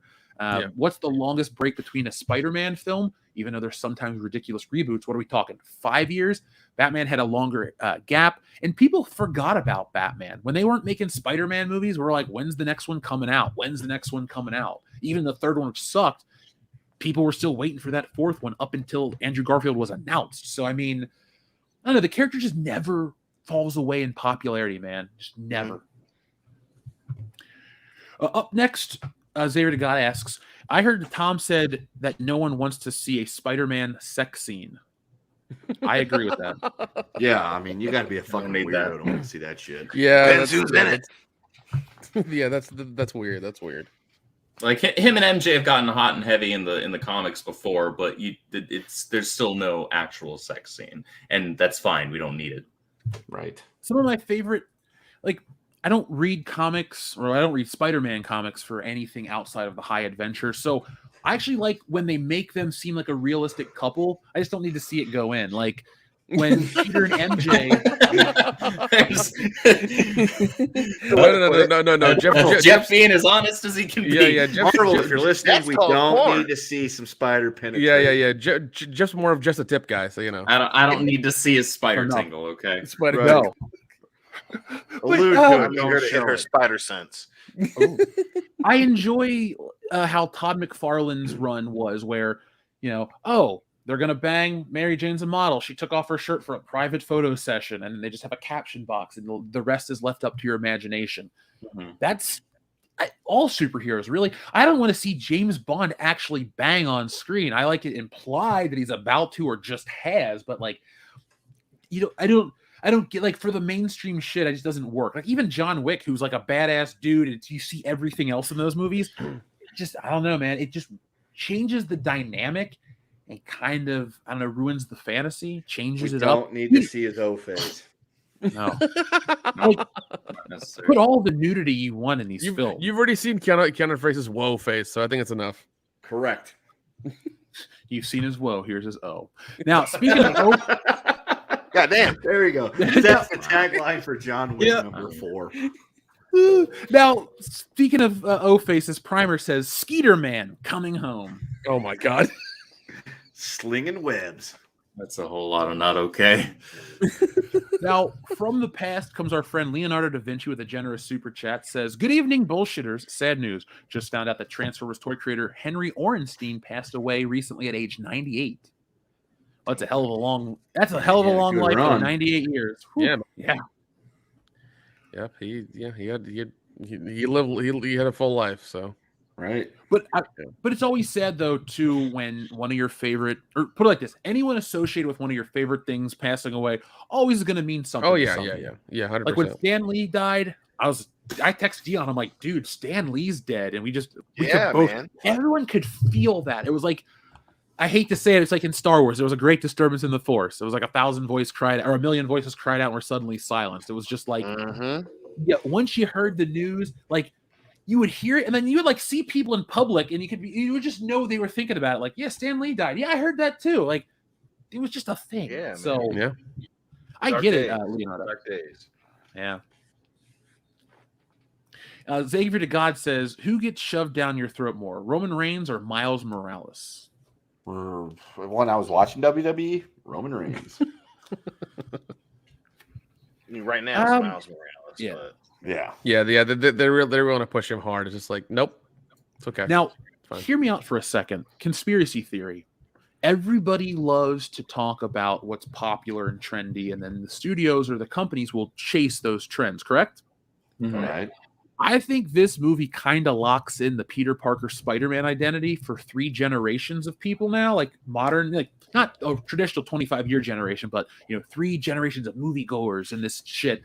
And so I think basically this film, by bringing back classic Peter and Peter as Spider-Man, and I know they made the Black Spider-Man joke, I think they furthered making Miles Morales the mainstay. We're like, I think we've bought 5 more years of Peter Parker, like for sure, organically. which I'm okay with. Yeah, I'm fine with that. I don't need to see Peter Parker. Wait, hold on, Dion. You mean you don't want to see a Black Spider-Man? What the fuck, bro? Yeah, dude. Listen, How else are like, you ever bitch, going to I be already able to had identify Blade. and see yourself in Spider-Man? Listen, first off, Sen. Listen, I ain't nobody's boy, goddammit. My name ain't Tom, and I may be an uncle, but I'm not that type of uncle. You dig what I'm saying? Oh, That all being said, it's a family show. I'm all for, Miles Morales being the thing, sure, but do not, you're diminishing the importance of Spider-Man if you just want to like get rid of Peter Parker. That's why I had an issue with Into the Spider-Verse. So, and then again, and I've said it for years and years and years. This shit, we talked about it when the fucking Miles Morales game was coming out. Don't make decisions for your franchise for people that aren't going to watch it. People that want to love seeing a Black Hispanic Spider-Man, for sure. That's all. It is cool. It is cool. But don't do it with the expectation that those people who are going to clap for you are going to watch the movie when it comes out or play the game or do all that. That you have to be very careful with that shit. And it does seem like Marvel understands at this point, like, listen, we're all good for Miles Morales, but he's not going to become our Spider-Man right now. at least for a while. Now, before we talk about anything that's on screen, folks, Xavier to God, thank you very much again. He says this movie should have been 3 hours. I thought it was well paced. What say you, Andrew? Outside of extending and improving the action bits in the earlier part of the film, I'd say it was well paced. Okay, so according to Google, this is 2.5 hours longer. You guys, I guess that's correct, but yeah, I mean, another 30 minutes. Do you think that? Well, you both of you guys watch it. Would another 30 minutes help it in any way? If it was the same level of 30-minute entertainment, like it's not like 30 shitty minutes put in the movie, but 30 minutes of comparable entertainment, I think it would be the same movie. It would, yeah. They would like they'd have 30 more minutes of essentially to like explain a few more things as opposed to just do some like one dialogue line or whatever. Honestly, for 30 extra minutes, it should just be 30 minutes of action. Okay. Put up 30 minutes of That's a fair. fucking another fight scene, like the fight scene with Electro, or the, you know what? Honestly, if you want to extend it to 30 minutes, find a way, or by 30 more minutes, find a way to have Spider-Man fight the lizard, have Spider-Man capture him, and then find a way to make that ending. I don't even think the ending needs to be more epic. It just another fight scene needed more meat, if that made sense. Yeah. Xavier to God also says Willem Dafoe has been in the MCU and the DCEU. Oh yeah, he was in Aquaman. Holy shit! Yeah, he was. Holy shit! I had to think about that for a second. Xavier to God says Spider-Man should have gotten She-Hulk as his lawyer, but Xavier to God, Spider-Man wants to get off on all his charges. I think not off on his lawyer. Yeah, not off his lawyer. She would punish him for being a white dude. That's how it goes. Plus, right? isn't like in the comics, she doesn't exactly have a startling record. No. That's why I go with Daredevil, man, because he can't see, but he knows the law. Yeah, he doesn't see the same as you and me. Plus, Dude, he loses the speedball case. That motherfucker still goes to jail. Yeah. By the way, the Defenders should have been a better show. I know, dude. I'm still fucking pissed about it. That's bullshit. We're talking. Yeah. You had the Defenders and you had the Hand. How the fuck do you? Oh, I'm still pissed about that shit. I would, dude. I was like, well, maybe we're gonna go. Maybe we'll go in the Shadowland. Maybe we'll actually get a Heroes for Hire show. Nope. Wasted Sigourney Weaver, my next baby mama. Bullshit. Good for you, man. Still pursuing your dreams. I'm pursuing my dreams too of being a comic artist. So, folks, back Wokebusters. Link is in the description below. Paranormal parody that makes fun of all this political correctness. It was fun. I got to stream with Ethan. I got to stream with Billy Tucci, and I got to stream with Graham Nolan all over on Incellavision on Wednesday. So, folks, check out Ethan over on Comic Artist Pro Secrets. Great channel, great guy, great artwork. We had a lot of fun. We were watching some Christmas specials, and I got to promote Wokebusters alongside those guys. So it was a really cool experience, and going to keep promoting the book. And folks, we're working on a trailer for the comic right now, so keep watching. Up next, we have Adam Wofford. Thank you very much. He says, during a Titanfall 2 PvP match, but then a ripped in reality, and Atlas assault mech with Spider-Man paint job yells out, "It's pizza time." So we're not only breaking the multiverse of film, we're breaking the multiverse of games. Basically, we're just crossing over everything, which at this point, if you can handle it to the level that Spider-Man did, or even as sloppily as Ready Player One, but never go back any further, one of these a year is acceptable. This is like a McDonald's meal of a film, where if you eat too much of it, you're gonna clog your arteries and die. But if you eat it once a month, that's a terrible analogy. It's a terrible analogy. It's a terrible concept, and it's terrible what they're doing to entertainment. But people 100% agree. That's why we exist. Xavier to God, thank you very much. He says, do Andrew and Tom Spider-Man address how Toby is able to shoot organic webs? I believe I clicked on that earlier. Yes, they do address that. It's a good joke. Xavier to God also says, would you guys like to see a Spider-Man 4 or The Amazing Spider-Man 3? Spider-Man 4. Spider-Man 4. Spider-Man 4. Yes to both. I would honestly rather see neither. Yes, Tobey Maguire. I put it like this. I always wanted to see Tobey Maguire get the proper send-off. He got it. It's done. His moment in the sun, he had it. It was cool. I am very happy, but there's nothing left to tell. There's nothing more to add. Same with Andrew Garfield. He didn't even get a full trilogy, but I thought his moment with Gwen was awesome. I'm interested to see where Tom Holland goes. He's now Spider-Man. Before he was something else. Those movies are gone. We're past that shit. I think it's now time for him to carry the MCU as the flagship character of Marvel, how it's always meant to be. He's their Mickey Mouse. He's always been. Yes. Let's fucking go. Let's see if Tom Holland actually has the juice now, boys. Yeah. Well, he's also going to be in the Uncharted movie as well. So I don't want to talk about that. I'm sorry. I'm The so fact sorry. that they didn't do Nathan Fillion still pisses me off. I'm with you, Dion. I'm entirely. He's with you. too old now, unfortunately. I don't give a who shit. cares? But he would have been Who perfect. cares? He would have been perfect. Listen. Even if he's too old, it's a video game movie. We need a fucking win for a video game movie, and he would have gave it to us. On We've the got same- Sonic Just make 2 Nathan coming, look a little man. Older. Fuck. We That's almost true. had it. Yeah, dude, no. Like just give the guy a Geritol and some fucking, so, and some of those like Nike soft sole shoes. He'd be fine. Yeah. He'd be all right, man. Give him spend some inserts. an afternoon with Joe Rogan. Take some testosterone. Get pumped up, and let's fucking make this movie. Here's the thing, Jeff. If you're going to do a Spider-Man 4 with Tobey, what you do is you do a Renew Your Vows type story where it's him older. He's married to MJ. They've got their daughter, May. And then you go from there. You can tell newer stories with him that way, or even just as a one-off. That's how you would do it. Excuse me. That's the one I did buy Renew Your Vows. That was during my Spider-Man blackout period. I would watch that. I still don't need it. I feel like I got everything I wanted, but if that was going to be made, it'd be better than watching Spider-Man Reign, where he kills Mary Jane with his radioactive semen. That's not a joke. Oh, God damn it. There's a comic where he's like old and feeble, and for some reason J. Jonah Jameson is still alive. But yeah, Spider-Man gave Mary Jane cancer from finishing in her. Well, that'll do it. That was stupid. Even though there have been a few really egregiously stupid stories. That is fucking hilarious. That is fucking hilarious. Derek Queen, thank you very much. Theories on how Venom is logically brought in. Well, Derek, we did see the symbiote left on the bar. So my guess is we will see... Okay, so Spider-Man will have his next film in his red and blue suit. And I think at the end he'll get his black costume because they got to find a way to make as many toys as possible. So then we're going to get a film of Spider-Man in his black suit going down a dark path. I think the next trilogy is the Venom trilogy. Hopefully with some dancing, down an alleyway. On the rooftop. I don't need any of that. I don't want any of that. That's still a great. Come on, James that was the Brown best song. part. He was dancing. He had his little emo haircut. Listen, he was. That's a great song, but that's a terrible part of that fucking movie. Give us some shade, Hot Lips.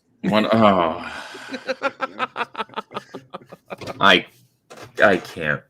Yeah. You're giving me fucking nom flashbacks because I just had to watch that movie. Just stop it. Stop it. I'm going to watch it Sam before Raimi. Old man Sam Raimi's like, attitude, emo haircut. I'm like, God damn it, Sam. You should just ask your kids. They would have said, don't fucking do that. I liked how they did it in the cartoon. He just in the 90s animated series. Yeah, and then he even bought the suit. Like nobody not nobody, a lot of people realize, but that Sam Raimi trilogy is just as much influenced by the 94 cartoon as it is the comic books at times. Like that shot in Spider-Man 3 where he hangs upside down in front of the window, that's pulled directly out of the comic, or not the comic, the cartoon. The introduction of the black suit is completely different in the comic book. Outside of it being on the other planet for the Beyonder at the Secret Wars, when he comes to Earth, his first time he like jumps through a portal with Dr. Kurt Connors, and that's that. But I enjoy some of the callbacks to the cartoon. That was a good cartoon, not the best, but good. They retconned Peter being the first one that the Venom symbiote attaches onto in the comics recently. Fuck that. Yeah, it's you're gonna love this. It was actually Deadpool first. Oh my God. I mean, why? That's just emblematic of, if you ask me, like after the success of the first Deadpool movie, all of a sudden they just put Deadpool fucking everywhere and oversaturated Dude, that was before the first movie came out. That was like because Dion's wife loves Deadpool, and there was a point in time where I'm just like, fuck this character. But he was like everywhere. He was meta. Like, I've since changed my tune on Deadpool, but before the movie, I wasn't a fan. Outside of the first movie, I don't like the character. Well, because even when we would go to conventions and I went to other conventions, like you'd see people dressed as him all the fucking time. Even before the movie was even announced, even before it was a thing, you just see them everywhere all the time. It was just was popular in comic book circles, but that's because a lot of the people that go to those places, grew up through the 90s, and that's when he was introduced through Liefeld. And the issue is just he became oversaturated in the rest of media. Yeah. I'll agree with that. It was getting to a point where I just would roll my eyes. The last time I bought it, I've only bought a handful of Deadpool comics, even. Xavier to God, thank you very much. He says, I'm surprised that Tom didn't say he lost Iron Man. Iron Man, remember though, Xavier to God, you haven't seen it. He's talking about people that died because of him. Iron Man sacrificed himself in Endgame, and really, he died. Peter doesn't have any bearing on Iron Man's death. He just has guilt that he, couldn't stop it. But that, it's a little different. But I'm glad they didn't, because it keeps him out of the shadow of Iron Man. Wild Man Beyond, thank you very much. I agree. They should have gotten the Ramones. Screw Aerosmith. Did you like the Ramones version of the Spider-Man theme? It's fine. I don't think they I could do. have I like gotten it. the Ramones because I like the Asian lady in Spider-Man 2 better. Spider-Man. Where have you gone to, Spider-Man? I like how he even looks at her like, what the fuck? Yeah, his eyes are saying that is completely unnecessary, woman. Please stop.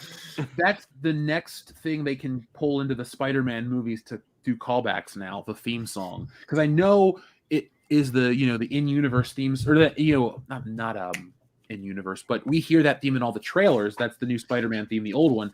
But it would be cool to, I guess, break the fourth wall and have him, because remember in the first one, the naked cowboy plays the song in the subway. That's true. That's true. God, that guy was like an actual celebrity for a minute. Yeah, folks, there's your history lesson for tonight. That cowboy that sings in the first Spider-Man movie was kind of popular for a minute. Yeah, he was all over New York like that. He would just be in his underwear with a sign over his junk with a naked cowboy and just singing songs all day. That's all he would do. That's New York for you. Yep. Wild Man Beyond also says, Tom Holland is my favorite, but Garfield stole the show from all three. He did a good job. Like I said, I can't really dump on him. If we're just talking from a strictly acting perspective, regardless of how you feel about any of the characters in the respective movies, like I said, Garfield has the greatest range and depth to his acting. Yeah, I agree with that, because he also has gone on and done a bunch. Tobey Maguire hasn't done but a handful of things post Spider-Man. Yeah. I mean, why would he? He's got kids. He's super successful. Like, if I was in the situation he was in, where I had, tens of millions of dollars in a new family, I'd take the family and the money and just go and not be Spider-Man. I'd be dad. So I get it. Retired dad. Yeah. Dude, but it's easy for me to dump on Andrew Garfield, but like I said, I will give it to him. He did a great job. From the minute he walked in the portal, I had accepted him in the movie. I was like, cool. And I think what it was is he's no longer Spider-Man, and we've moved past that iteration of whatever that is, but it's okay that it was. I'm past the point of hating it for hating its sake. It's over and done with, and it was a nice reminder of, whatever. Now, TLJ Screwjob says, wait, Hot Aunt May says with great power and not having seen Far From Home, I agree that she was just that, Hot Aunt May, no relationship. Yeah, she definitely was just style. She brings nothing to these movies. Yeah, Marissa Tomei, though, an 11 out of 10. Ooh. Yep. Wild Man Beyond, thank you very much. The last shot reminded me of the movie Cannon was supposed to do back in the 1980s. Have you guys heard that story about Canon Pictures, Golden Globus? They wanted to do a Spider-Man film. Yeah. Well, Canon Pictures was Roger Corman. No, Golden Globus is Canon Pictures. Who the fuck am I thinking of? Oh no, I'm thinking of New World. Sorry. Oh, I think they also might have had a movie. Yeah, because they were big back then, and they were doing a lot of stuff and actually making money doing it because he had a formula for it. So if they got a contract for those movies, that's not unusual. That wouldn't have been unusual back then. Because remember, Corman got Fantastic Four. Now, New World Pictures is involved with Marvel. New World Pictures produced Spider-Man and His Amazing Friends, or distributed that, as well as Pride of the X-Men. So, up next, we had one from our friend Wildman Beyond who says, The Last Suit, I mean. Okay, yeah. The Last Suit did look a lot like that one. It was like a suit people would wear to go be Spider-Man in person. But I like how they handled it. It looked just like John Romita Sr., and that's what I think of when I think of Spider-Man. So I'm biased. All right, so Adrian Vergara, what is up? He says, if there was a dark tone with Strange, I wouldn't be surprised if it's somehow tied to Secret Wars that Marvel is planning. Well, Adrian, I won't spoil anything for you because I don't know if the Doctor Strange trailer has been released publicly yet, but watch that and you're going to get more information on what you're talking about.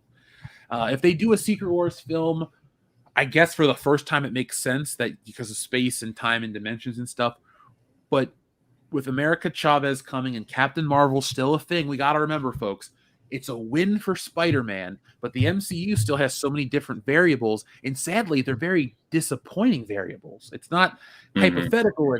This is what is. These other things aren't setting the world on fire. I'm not expecting much out of anything other than Doctor Strange. Xavier to God, thank you very much. He says, I had seen in deleted scene footage that in The Amazing Spider-Man 2 that MJ was supposed to be in the movie but ended up getting scrapped like Peter's dad being alive. Yes, Shailene Woodley was supposed to play Mary Jane, and there was an online campaign against her because of how ugly she was. You remember that one, Andrew? I do, and I don't think it's fair to say she's ugly, but she's definitely not MJ. Like, wait, what is her name? What was her name? Shailene Woodley? Shailene Woodley. Yeah, Shailene Woodley. She's fine, I guess. She's not unattractive, but she's not MJ. MJ, Mary Jane fucking Watson has to be a knockout bombshell. She's not. Yeah, dude, she's not like. She's literally a supermodel. So yeah, I'm reading that right now. I'm just like, So to that end, like, Kirsten Dunst wasn't. She's not MJ to me, honestly. Here's the thing. There are certain casting choices that I overlook in those movies because I like the movies as a whole so much. Sure, and I love those first two movies. I do think somebody could have played MJ better. Folks in the chat, actually, who would be a better modern MJ? The right age. Sadly, you have to keep her around Tom Holland's age. I don't like how all the actors look like they're so young these days. I much would rather have like an older looking high schooler than like, I don't know, a 5'4" hero. I just can't believe it. Thank you, though, Xavier to God. Wildman Beyond says, this and Ghostbusters Afterlife did a great job of us being skeptical of surprise cameos. Yeah, and after being burned by Mephisto and all this bullshit last year, I'm happy. So, we all win. TLJ Screwjob says, Jeff, Carly was just a misunderstood teen. Well, Captain America should have given her an understanding ass whooping, not let her off. She killed people. She was a fucking murderer. Edmund Dodo, thank you very much. But Jeff, you've seen Spider-Man shoot rope in every movie so far. #, see it go in. Nah, we're good. No, You we're saw good. # come out. That's what you saw. Oh, jeez. It's late. I don't even know anymore. Xavier to God says, I'm Mexican, but I don't like 2099 Spidey because he's half Mexican, but because he's a badass that has a dope suit. Miguel O'Hara is a cool character, and the reason I'm always cool with Spider-Man 2099, it takes place in a year where Peter Parker has naturally died. So, yes, somebody else takes up a mantle of Spider-Man after the original guy died 50 years ago. Sure, not a problem for me to buy into that one. No complaints whatsoever. He exists in his own thing to me. TLJ Screwjob, thank you very much. He says, and Matt Murdock is blind, like Justice. Damn right he is. That's a good line. Xavier to God says Tom Hardy is Bane or Venom.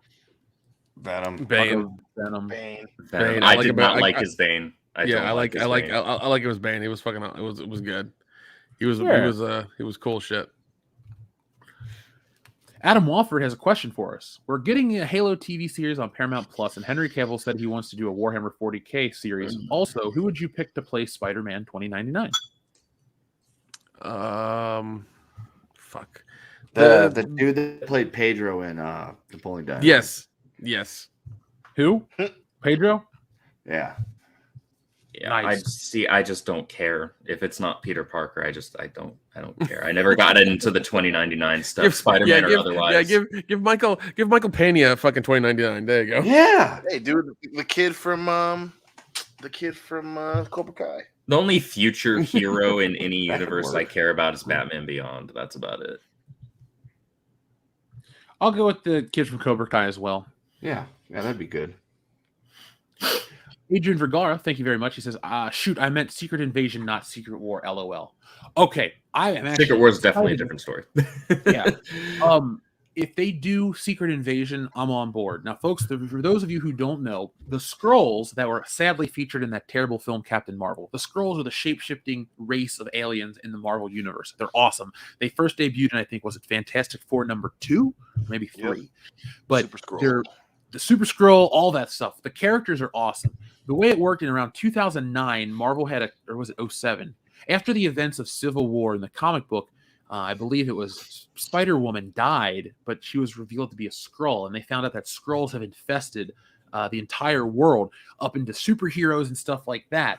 So I would love if they could do that properly, a Secret Invasion show. Like if they fucking ruin that one, that'll be this. I'm gonna put this out there. If they ruin Secret Invasion, I will quit watching their TV shows completely. As of now, I'm curious to go back and check out certain episodes, but if they fuck that story up, and it's a good one too, and that's a modern Marvel story, so it's hard to give a compliment to modern Marvel comic books. You know this. But that's a good one. That's one of their last good ones. So if they fuck that up, and then they're going to bring in America Chavez and all this other bullshit, I don't really have a lot of hope for Spider-Man, or a lot of hope for Marvel.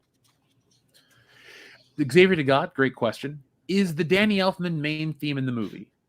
Yes. You do hear it slightly, and it's cool. I think I actually went cool when it started to play. Like, I was in an audience of people that were there for the new Spider-Man and I don't think they knew the Tobey Maguire shit. So, like, yeah, they would say a line, and I would chuckle, and I'd be like the only person. Or, like, when Tobey Maguire did something cool, I was like, yeah, and nobody else gave a shit. So, it's all in there, but it's not for everyone. You and I had two different audiences then. The audience that I was primarily with actually hooted and hollered the most with Andrew and Toby.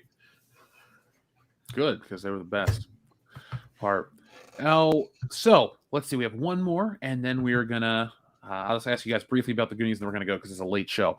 Sorry, I meant to say, how does Hardy's Venom logically get pulled into the MCU? Didn't Strange say only people who know Spider-Man's identity came over? Yes, Oversight. That was said in the film. You said oversight. Yeah, I said it's an oversight. Yep. Plot hole. It's just an whatever you excuse wanna plot call hole. it. Yeah. Yeah, they needed Venom to come in somehow, so that was the only logic way because they already had the two movies. So, you know, what are they gonna do? So, guys, Goonies the TV show. I think it's a terrible idea. What say you? Is it still going to be that fucking idea they had where the teacher helps the kids reenact the damn movie? Is that what it's going to be? Yeah. So they've been pitching that around forever, and I don't think anybody wants it. And apparently Disney Plus is going to take it now. Yeah. Paramount's doing Halo. Yeah, it is Disney Plus. Yeah, because and also like that premise, that might yield at the very most 2 seasons. I don't know how you're going to stretch that premise out to be more than 2 seasons. I don't care. Like, this is one of those really hollow things that doesn't need to exist. You know that movie the kids made, the Raiders of the Lost Ark fan film? That's different. That's a real, genuine documentary about people that went out and did something cool and wanted to do a shot-for-shot remake.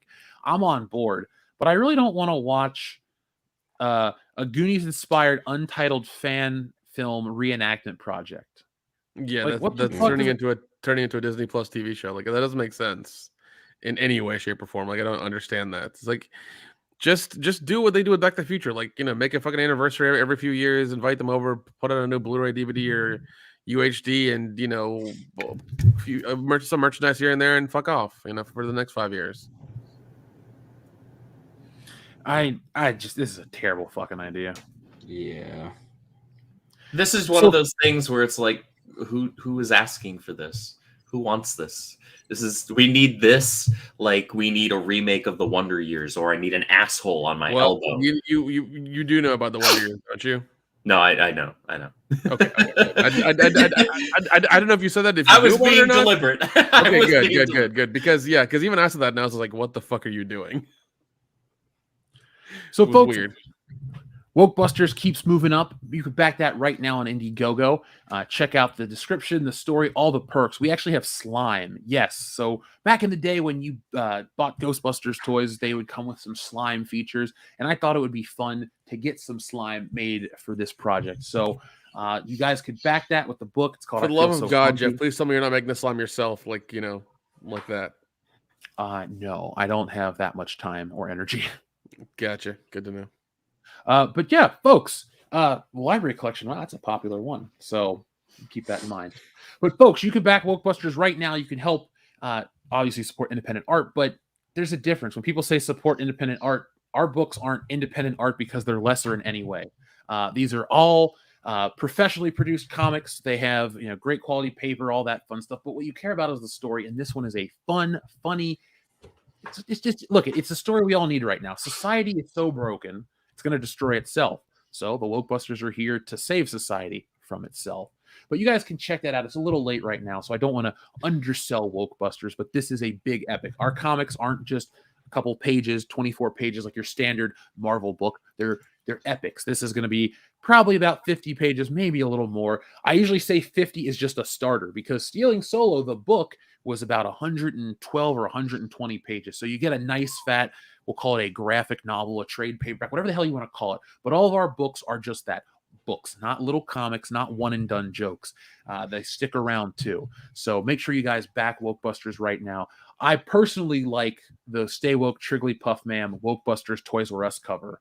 I think that's a lot of fun. It's got a lot of callbacks, and it's going to have a special back cover. So it's going to have it's the only version of the book that has its own unique backing. It's going to be just like the action figure box featuring the Wokebusters and all the cool accessories. So just be on the lookout. And remember, folks, this story is written by me, drawn by me, and produced by us. So it is definitely in-house, and let's make this a bigger hit than Stealing Solo.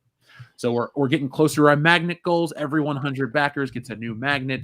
And with all the stretch goals right here in front of you, there's no limit to any of this stuff. So we only ended at 105, but it can go indefinitely. And at 100, there's going to be the Wokebusters theme song. And it's exactly what you think it's going to be, only a little better. But we have connections to professional musicians, professional everything. So expect it to be world-class, just like everything else. But folks, Wokebusters is here for the next couple of weeks. Back that now. That'll be out over the summer. So are you guys ready to put this baby to bed? Oh, yeah. Mm-hmm. Oh, yeah. Indeed. All right. It's super late and super long. Overkill 161, where was your message? Because I don't recall seeing it. Let's see. I'll look up real quick. All right. Here you go. Perfect way to end the show. Last Christmas, Dion, I gave you my heart. Well, it was someone else's heart. This year, you'll get a pair of mismatched butt cheeks. Give me anything. I'm shooting at you. I'm glad that I forgot to read that one until the very end, because that is a perfect way to That's a hell of a way to end it. Oh, yes, it is. So, Andrew, tell everyone where they can find you at online. Hey, you guys can check me out over on Twitch. I do game streams over there throughout the week. It's Caffeinated Wolf. There's an E at the end of that. You can find me over on Twitter as well. I spend some decent time there. I like to retweet puppy videos because that brings me happiness. I like to dunk on CBR, Inverse, and Screen Rant writers because that also brings me happiness, and it's very easy to do because they're all fucking dumb. So you should join me on that. It's a good time. Nick, is there anything you'd like to tell the audience about that you're involved with? I'm involved with this podcast, and it's been pretty good so far. Yeah, it's been big success. We're very happy with it.